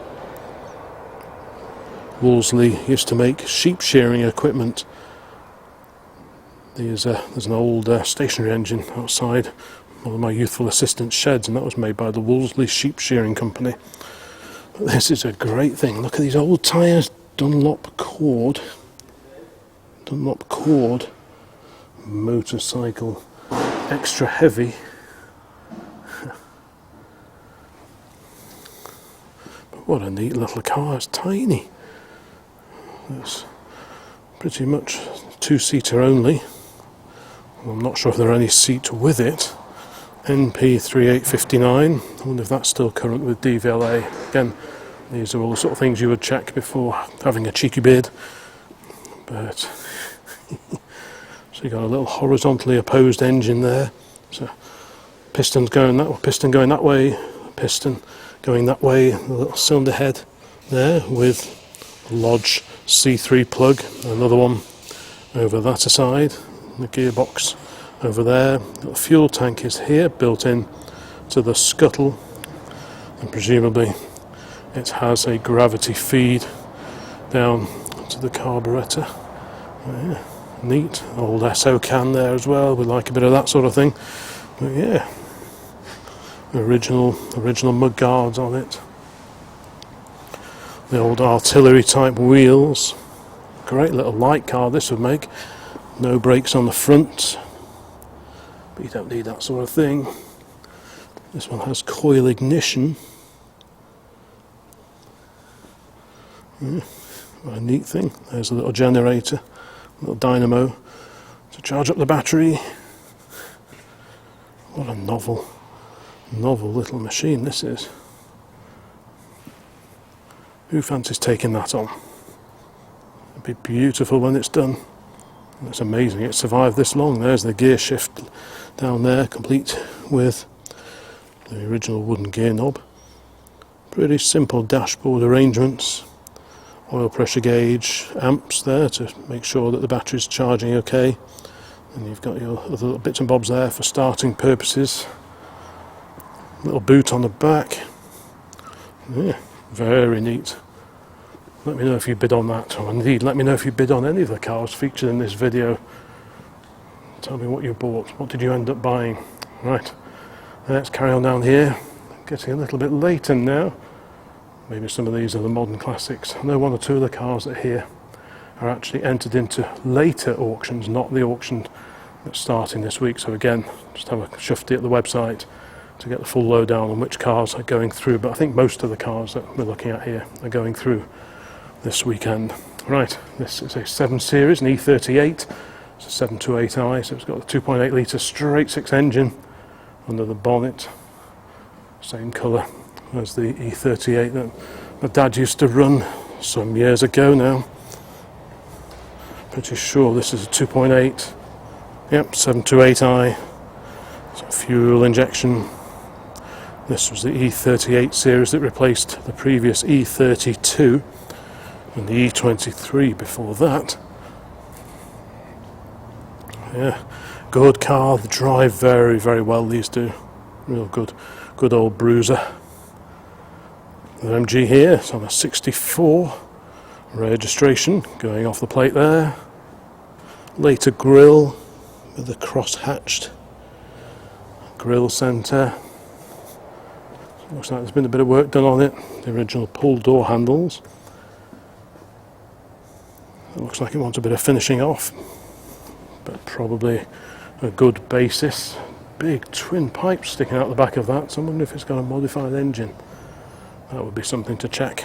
I like the steel wheels that were fitted to this era of MGB. I think they look great. You don't see them very often. Lots of people put wire wheels or mini lights, but actually it's a treat to see the proper old steelies. Yeah, nice little project for someone there. Right, the VW bay window camper over here on a K plate, so beginning of the 1970s. Lots of fun to be had with one of those. It's got the lift up pop-up roof, a little air-cooled VW engine in the back. Those are the air intakes, presumably, for the engine, which sits under the back. Very natty black and pink colour scheme. I don't think I've ever seen one in this colour scheme before. Bit of fun. And we've got an SL Mercedes with hardtop, so this is an R107 Aries Mercedes SL. Very, very nice. Real quality bit of kit that is. Very Dallas spec, introduced in the 70s, built well into the 1980s. Big, hefty, quite a heavy hardtop. And there's the soft top assembly clipped away out of sight under there. So you've got the hardtop if you want the hardtop, and if you want some open air motoring, pop that off, hang it up in your garage or your motor house and enjoy a bit of wind in the hair motoring. I wonder which one this is. Say 300 SL. Yeah, good thing. I think Mrs. OCC would be quite happy if I brought that home for her. She does like an SL, especially in a nice jolly colour like that. Right, and here we have not an Austin 7 Ruby. Note this has 4 doors. This is the Austin 10-4 Lichfield. So this was a mild reskin of the 1932 to 34 Austin 10-4, the chrome rad cars. So the body on this, the Lichfield, this bit here, it's pretty much the same as the original 10-4, but what they did is they introduced this painted cowling that goes over the radiator. So whereas the early chrome rad cars, the rad was exposed at the front, this is a cowling that goes over the radiator, which is hidden away behind. And this was a family look that was introduced on the Austin 7 Ruby and some of the bigger Austins, the Goodwoods, the 12s, the 14s, those kind of things, just to give them a slightly more modern family look, hence the introduction of this painted radiator cover. But these are very bonny little cars, just a little bit bigger than an Austin 7, 4 doors, like I say, a bit more room inside. And to be honest, if I was looking for a small pre-war Austin, I would go looking at a 10 rather than a 7 myself, just because there's a bit more space. You've got 4 doors and just a little bit more room. And these are not, they don't have the following, I don't think, of the Austin 7. And as a result, you can probably get a lot more for your money with a 10 or 10-4 than maybe with a 7. But that's just my personal opinion. So yeah, I think there's a lot to be said for one of these little 10s. I do like the chrome rad cars, but these, the 10-4 Lichfields, are also very handsome cars. There's the old Austin, the Austin badge there on top of the, something is just being fired up over there. I think it's the Ruby, in fact. Someone's just firing up the Austin Ruby next to the Star. Got a big, chunky Land Rover Defender here, towering over the little Austin Lichfield. And next to that, wow, we have a 3-litre Ford Capri Mark 1. This one looks the business, doesn't it? Big mud flaps, huge, wide, proper mini lights. They look very neat indeed. That little Austin Ruby behind me sounds good. So there we go, big, lusty, the Essex V6 engine. There we go.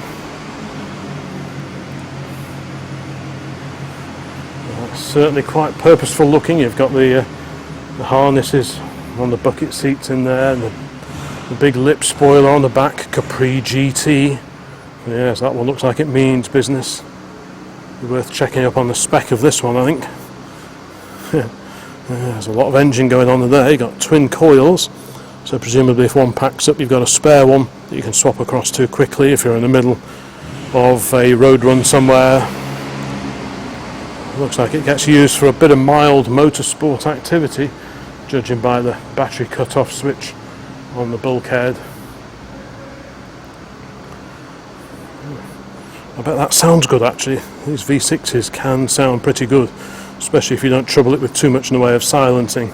They can sound very, very good indeed. So yeah, one for the fast Ford fan there. While over here, now these are very nice. I do like these. This is an MGC GT. So MG decided to fit a larger engine to the MGB GT, and they came up with this. It's a engine based on a big BMC 3-litre engine, It wasn't just a case of dropping it in and off you go. There was a lot of re-engineering done under the front of these cars to make that engine fit. There's a lot of revving going on behind me. There's clearly going to be a lot of interest in the Austin 7 Ruby. But these are very smooth cars. They didn't make them for all that long. They didn't make all that many either. This bonnet is aluminium with this little raised hump. That's the main visual difference between these and the MGB, the 4-cylinder MGB. Like I say, this has got the 3 litre 6, also larger diameter wheels as standard on the MGC. But other than that, apart from the badging on the back, are pretty similar looking to the 4-cylinder cousin. I think it's quite a heavy engine, so after a while Rover looked into alternatives, and that's when they shoehorned the Rover 3.5 litre V8 engine in, which was lighter than the big old 6-cylinder BMC engine. Probably gave it slightly better handling and took over from the MGC, but these make for an excellent GT car, and as long as you're not ragging it 10/10ths down the country lane, they are great. They're a really good cruiser. Some of these are autos and some are manual. I forgot to check, this is a manual. So yeah, that would actually be a lovely car to own. Kind of looks like an MGB, but isn't. And glorious 6-cylinder soundtrack, one of the best soundtracks I think you can have with any car really. So yeah, I'm sure there'll be a lot of interest in that one. Right, we carry on. This old Transit looks a bit second-hand. And here we have an MGB. This one's a very unusual colour. I've never seen the rubber bumper colour-coded to that colour before. Very eye-catching car indeed. Mid-70s MGB Roadster. I wonder what colour that is. I'm assuming it's a proper colour, factory colour, but they can't have done many in that colour. The interior trim kind of matches it, which makes me think it's an original colour. This is a manual car, 4-speed. Yeah. Interesting car, a bit of a project. There's a pair of chrome bumpers in there, so maybe the current owner of this car was thinking of going down the chrome bumper conversion route, and lots of people do. Twin pipes in the back and a tow bar. So yeah, lots of options available to whoever takes on this MGB. And also open topped we have this, an XJS convertible. So when the XJS first came out, they were all fixed head, and people weren't too happy about that, given that the E-Type had always had the Roadster option. So after a while, Jaguar brought out the Cabriolet, the XJSC, which was sort of a bit of a halfway house, and like the Stag, had quite a hefty frame over the back here, open top, but quite a hefty frame. And there's a little while before this, the full convertible version was finally launched. And these are actually a very handsome car now. I think as the years go by, the XJSs look better and better. Lovely blue. Is this a mohair? Feels like it. It's a lovely blue to match the metallic blue paint. Good looking car, I think. And it's got the correct number of cylinders, a V12. So yeah, beautiful wafter. It's not like we'll ever see Jaguars made new like this again. Right, and over here, next to the Bentley that I was ogling a little while back, is this immaculate Defender on an H plate. This is in glorious condition. I believe this has come from the same home as those two wonderful Stars. So if they were anything to go by, then this is going to be in really nice condition. It's a V8 as well, so proper one. What a great looking vehicle, so useful. How many uses could you put that to? Looks to be very smart condition indeed. Big Rover V8 under the bonnet. So yeah, lovely example that is.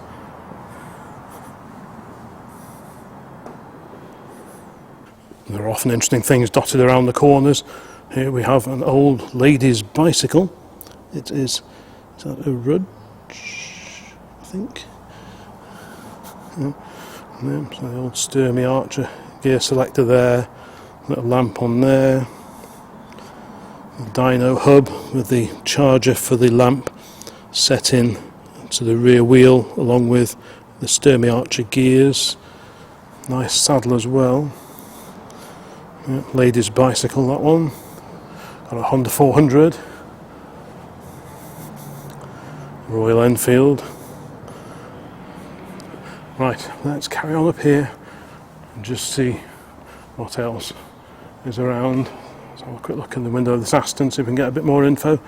DB7 Vantage Coupe V12 BJL is the registration number. Handsome car. Like I said before, there are two concurrent auctions starting this weekend on Saturday. One for modern classics, which presumably is what this is going in, and the other classic car auction, which is where many of the cars over the back there are going to be sold. A little SLK here. Just have a quick look around here. Ford Cabriolet, the Escort Mark III, XR3i.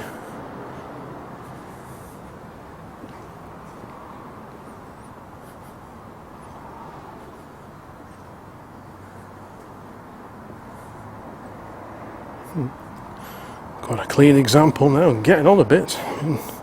Not sure what year that is, but early 1980s, so well over 40 years old. Got an SL55, I think there are two of those entered, aren't there? Yep. Little Mini here, big chunky set of wheels, do like those. Little Mini Cooper, one of the Rover era Mini Coopers. That's when Rover Group brought back the Mini Cooper in the 1980s. Initially it was available just as a kit of parts to convert your existing car, and after a while Rover Group started selling the Mini Cooper as a complete car off the shelf as opposed to just being a conversion kit. Another SL55 here, a bit modern for the channel really, but I'm just going to try and feature a little bit of everything just to give you an idea of what is here. SLK, bright red. We have one of the 124 series E-Class cabriolets.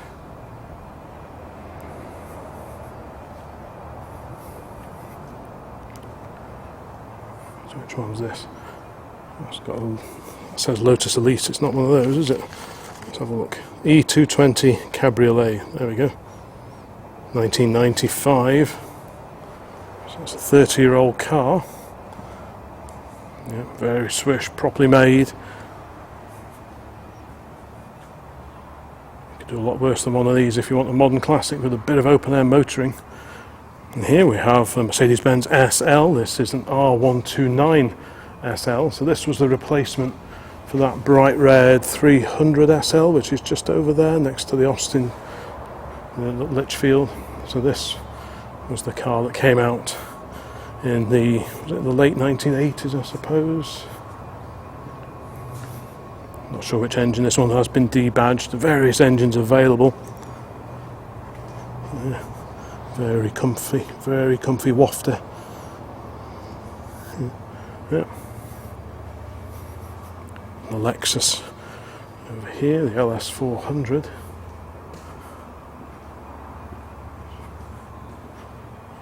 Mustang in black from 1967. Not sure if this is in the auction yet or not, so just have a quick look on the website just to be sure. But, yeah. Right, and definitely not in the next auction, but booked in for the one, I think in a couple of months' time, is this stunning pre-war Ford V8. This is a real American Bobby Dazzler. I'll have to think up of a name for an American Bobby Dazzler. So this has got the flathead V8, which was sort of the father to the engine in our V8 Pilot, I guess. What a stylish thing this is, look at that. It's a two-seater. I wonder if there's a rumble seat or a dicky seat in the back there. Yeah, this one hasn't been prepared yet. It's literally only come in fairly recently, I believe. So it will all be attended to and brought up to spec before the auction itself takes place in presumably a couple of months' time. Yeah, incredible looking cars. This is really just a sneak preview at a car that will be going to auction a little bit further on in the year. Right hand drive as well, so that makes it nice and usable. What a machine, just such. Let's just stand back. What a stylish looking machine that is. I do love that. It's certainly cut quite a dash driving around in that. I don't think these military vehicles here are included in the auction, so ignore those. Yeah, what a lovely Ford. We can look forward to seeing that one all shiny and cleaned up, hopefully, if I get down here again later in the year. Here we have the old Car Bodies taxi, which started out life as the Austin FX4, probably diesel powered by this point in time. Yeah, automatic gearbox. Yeah, this design dates back to I think it's the 1950s sometime. If you think you've seen those before somewhere, they're off the Mark II Austin 1100. This one looks like it's seen wedding duty with this sort of fold back rear part of the roof. The driver's compartment over here.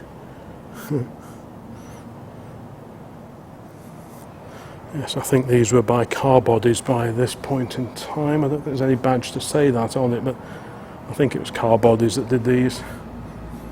You can see it's clearly the 1950s design, even though this one was made in the late 1990s. And here we have XR3i. So this is based on the Mark IV Ford Escort on a G plate. These sort of fast forwards, like I've said before, super popular. And the more original they are, and the less messed with they are, the better. The serious collectors don't want to be undoing lots of aftermarket mods. They want them factory made, just as they rolled off the production line at Ford's.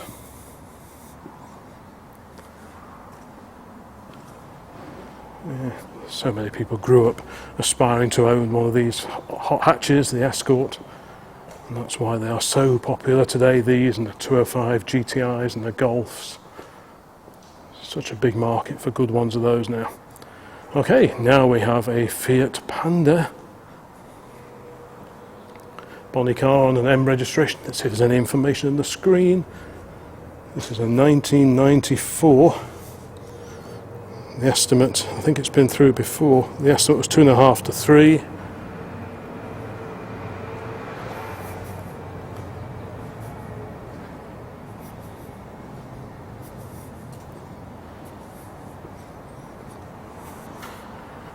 Right, so we have a gaggle of classic Hondas down here, so we'll just have a quick look. This is a Prelude Coupe. The Honda S2000, these are super popular, have been pretty much since they first came out, and have a really strong following now. And arguably much rarer is this, the Honda CRX Coupe. It's a fun little car. Has this got a thing in the window yet? Like I say, we are. No, it's not that one. Nope. But yes, this will all be organised by the time the proper viewing day takes place. I've just sort of snuck in a little bit earlier, hence things aren't quite fully organised as yet. Yeah, very bonny little car, manual gearbox. Yeah, little coupe, sort of car you just don't see around nowadays. They're never going to make anything like that again, are they? Yeah. And here, this is a Civic, the Type R, the sporty Type R. These have got quite a following now as well. Somewhat modified Ford Fiesta rally car or rally cross car, not quite sure which. Certainly got the beefy old cage in there.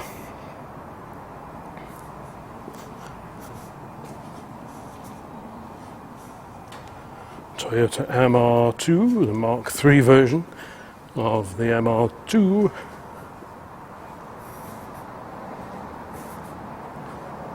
Volvo here, and what's this little boat here, a little speedboat. This looks like it's got a bit of age to it. Some nice aluminium castings on here. Don't know anything about this. Some nice hooters, nice little air horns. I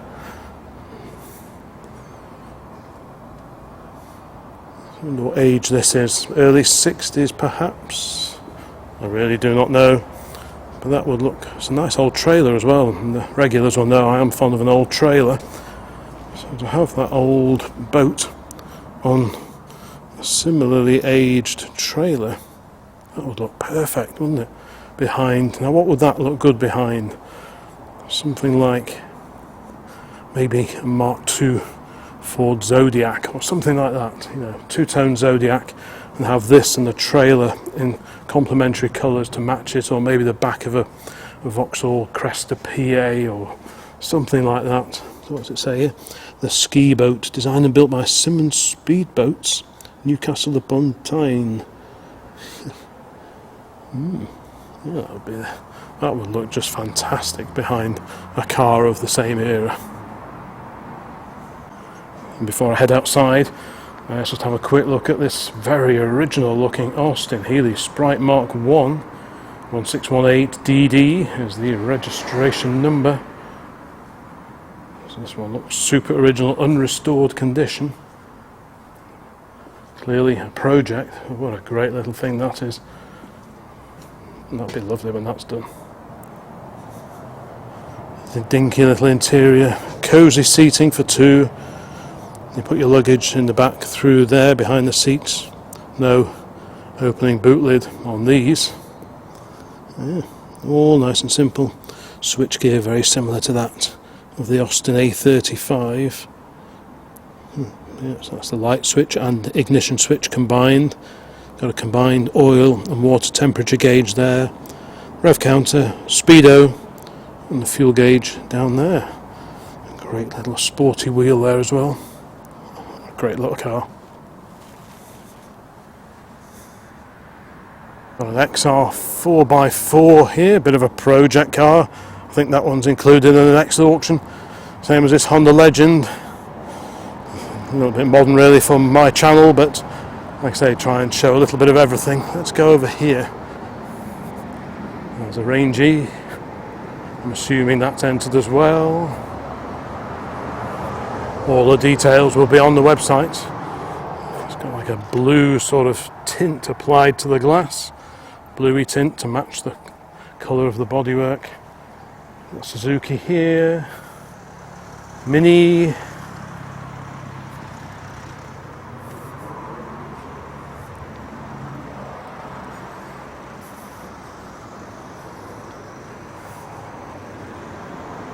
TVR Chimera. Looks like it's led an interesting life. TVR Car Club Speed Championship 2012. So it's definitely seen a bit of fun, this one.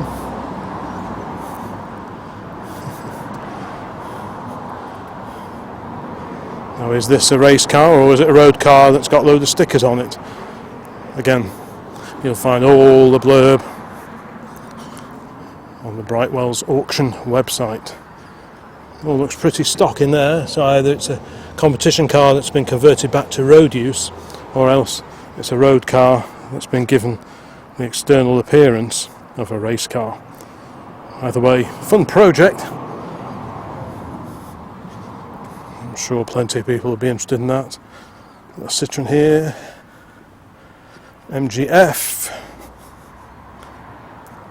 This, I believe, is a really low mileage Ford Fiesta. I think it's like 16 or 17,000 miles only from new. So 16,570 the mileage. Super original. Let's have a quick look inside. Wow. Proper time warp stuff. It's amazing how this one survived, isn't it, really? I bet so many of you watching this video will have some story to tell of owning or travelling in a Fiesta just like this. it's cars like this that people can associate with, and these are the cars that get all the attention at sort of classic car shows, retro car shows, because so many people remember owning these back when they were current. This one from the late 1990s.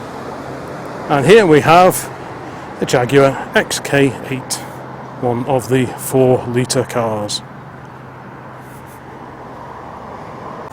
I don't think that Bentley is in this sale. I might be wrong, but I think that's probably for a later sale. Same with this Fiat camper. So we'll just have a quick squiz at that and then carry on down to this grey Fergie tractor, which I believe is in the upcoming sale. Good grief. We sold ours just a little while ago. Ours was a petrol. This is clearly a diesel or TVO version. TVO, tractor vaporizing oil. It's a TEF according to the plate there. It's very, very original as found condition. So what would you do? Restore it, strip it, restore it, because you can buy everything for these, or would you just oily rag it and run it as it is? Looks like it's had a new starter in recent times. Yeah, what would you do? Restore it, or just keep it as it is? There's the eternal dilemma. And we have a Series 3 version of the Land Rover, one of the longer wheelbase ones. Again, looks like a super original old Landy. Bit of tinworm on the bulkhead there. So many project Land Rovers have, because these are aluminium panels, so these, they can corrode, they get surface corrosion, but they don't rot through.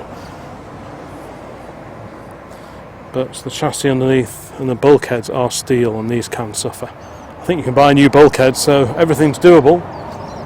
Just takes someone with a bit of vision and foresight to take it on. But yeah, definitely needs a bulkhead, I think. Bonny little Herbie spec Beetle over there. I'm not sure if that's in the sale or not. Rear door is off. On a G-Reg, so late 60s, so it's got some age to it. Yeah, certainly a bit to do. And I know Land Rover people, they take on anything, so I'm sure someone will grab that and have a go at resurrecting it. Here we've got a great little Bedford Rascal based camper, the Bambi, D-Reg 1986 or 7. A great little camper if you just want something to kip over. It's a vintage rally at a weekend. And if this is open, it is. Wow, perfect.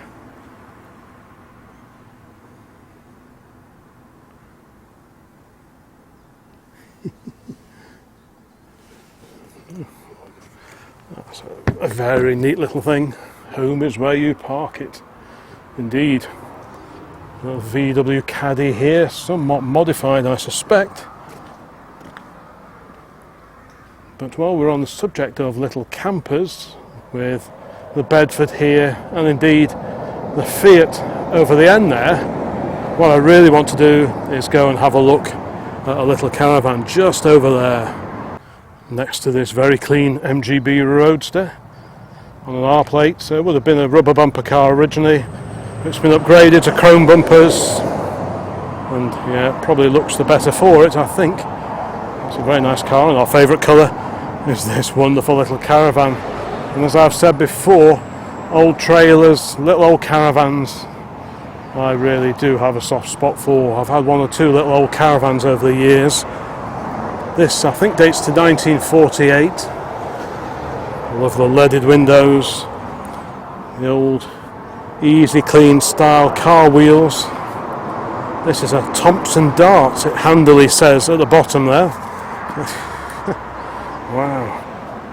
Of course, after the Second World War, which is when this one was built, lots of aluminium, there's a lot of surplus aluminium available So people started making caravans and sports cars and all sorts of things out of surplus stocks of aluminium when steel was still quite well strictly rationed. Aluminium was much more plentiful. What a super little thing this is. So what's this though? This is 1948 and it's green and cream. I can't help thinking that that would look great behind our V8 Pilot, if only it had a tow bar. It's got a later hitch on it, so you could tow it behind the more modern car. It's got a 50mm tow hitch, although I do have a couple of vintage tow hitches and tow balls at home, so that wouldn't be a problem. But yeah, wouldn't look like great. That would just look fantastic behind a suitable, appropriate old car. I think the V8 Pilot would pull that quite happily, I think, but it's not very heavy. Now, is this open? Let's have a quick look. No, it's locked, so we'll leave that be. I like that it's even got proper in-period lights. Right next to the Mayday 49 behind me, so if it's a bit noisy, I apologise. Yeah, what a great little caravan. I do like that. What's that going to sell for, do we think? And while we're out here, next to the super little caravan there's Dennis Fire Appliance, the Dorset and Wiltshire Fire and Rescue Service.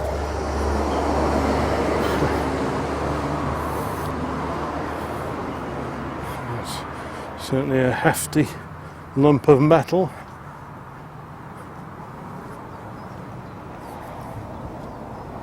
Not quite sure what I'd do with it, but a lot of these get converted into sort of mobile pizza ovens, that kind of thing. Yeah. A characterful little beast.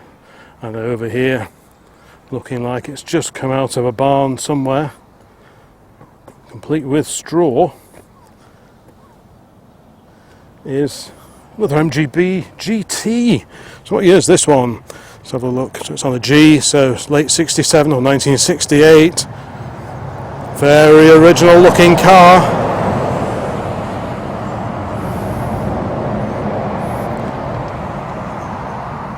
It's clearly been sat for quite some time.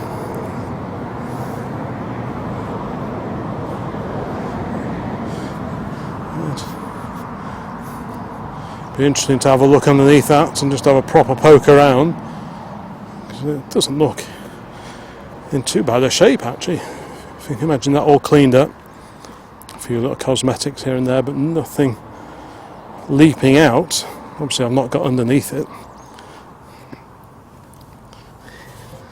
It's got the proper edges around here. You'd have a good prod at the castle sections which are behind there.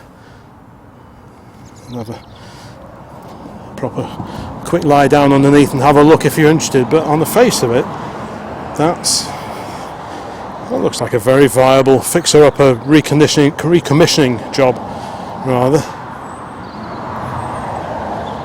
That could make for a very nice car. Obviously I don't know anything about the condition, what it's like underneath, what the paperwork situation is, so you'd need to check all that. But yeah, nice car, nice colour, chrome bumpers. And the interiors are nice in these as well. I wonder if this one's open. Let's just have a quick look. It is open. I'll carefully open the door. Manual overdrive. Nice dash. The original seats. Clearly been stored somewhere for quite a long time. I think this is a genuine barn find as opposed to just something that's had a bit of straw thrown over it. No, this is definitely definitely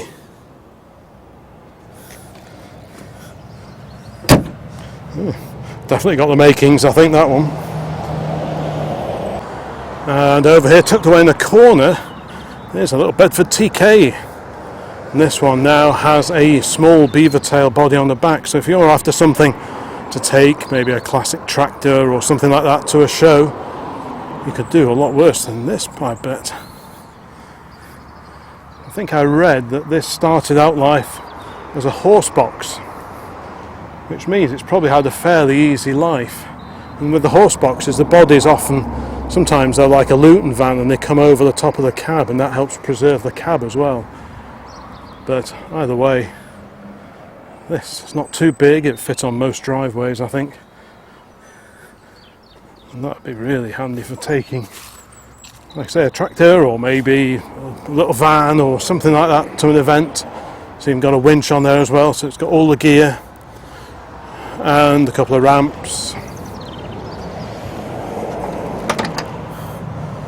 And there we go, the Bedford TK. These were produced for many years. It was at the early 1960s they first came out, and they were made with sort of subtle modifications right the way through to the end. Was it the end of the 70s, the beginning of the 1980s even possibly? Quite a usable thing. Yeah, very neat. Well folks, it's got to that point again. I've had a look around all the cars here, I think. Entered into the next Brightwells auction, but I've got to try and pick a favourite, which, if I had to pick one car, would be my favourite out of all the cars here. Maybe this really intriguing little Wolseley, which, if I had the time and the skills, that's the sort of thing that probably wouldn't sell for huge money. It would be a really fun thing to own once sorted out. So I could definitely be happy finding a corner for that. But to be honest, I'm struggling to get past both of the stars that are here today. They're just absolutely stunning cars and in stunning condition. So would I go for this one, or perhaps the other one, a slightly loftier, slightly earlier car that is just over the back over there, that little Lichfield. It looks like an interesting candidate as well. The TR4 with that great registration number, that's pretty cool. A little red one here, which I think the estimate for this one is roughly half the estimate for this one because of this pretty special registration number, which I believe is transferable if that's your kind of thing. This Sunbeam Rapier, well, that is a beautiful little car, and if I was after a 50s project, I probably wouldn't look much further than this little Sunbeam here of the mid-1950s, because on the face of it, obviously I've not been under the bonnet, I've not checked the engine or done any of the paperwork, that kind of thing, but on the face of it, that is definitely a car that I would consider finding out more about before the auction starts in just a few days' time. This little V8's nice as well. This magnificent Rolls. I'm not sure if Mrs. OCC would particularly want a Rolls Royce. This is just wonderful. I think, like I did last time here, I can't really pick one winner. If I had to pick one, it would probably be the Star over there. I think my youthful assistant, when he looked at the photographs in the catalogue, I think he preferred a slightly later car. But I think I would probably go for this one, but it's a very close call. Ideally, I would buy them both. If I had a top handful of cars, which makes it a bit easier to decide, I'd certainly have the two Stars. They would definitely be in my shortlist. This Lancia is likely to make it in again as well. So both Stars, probably the Lancia. The Chummy is a beauty, I must admit. Possibly this. The Rolls I do love, but like I say, I'm not sure if Mrs. OCC would be too keen on that one. And this magnificent Sunbeam Talbot drophead coupe, this is definitely in my top handful. But if I could only have one car here, it would be one of the two Stars, most definitely. So I think with that difficult decision made, I'll probably wrap up this video of my visit in March 2025 to the Brightwells Classic Car Auction and also the Modern Classics Auction, which is taking place at the same time. So thank you so much for watching this particular video. If you decide to bid on and win any of the cars coming up for auction, up for sale in the next few days, please let me know in the comments. It'd be really good to read about that, and let me know how you get on. I can certainly see why my youthful assistant likes this. It's just a little bit later than the other Star, a little bit sleeker with that lower roof line. So I can see why he'd definitely go for this, and to be honest, I'm really struggling to pick between them. But anyway, that's my thoughts. Let me know in the comments which car or cars, or indeed other vehicles, perhaps that little old Thomson Caravan, maybe that floats your boat. Let me know in the comments which car or cars you would go for. So thanks very much for watching. I'll include links to some more classic car content at the end of this one. Let me know your thoughts on this auction as a whole, which are your favourites. And yeah, there'll be many more videos along very soon. So it's time for a sandwich for me, and bye for now.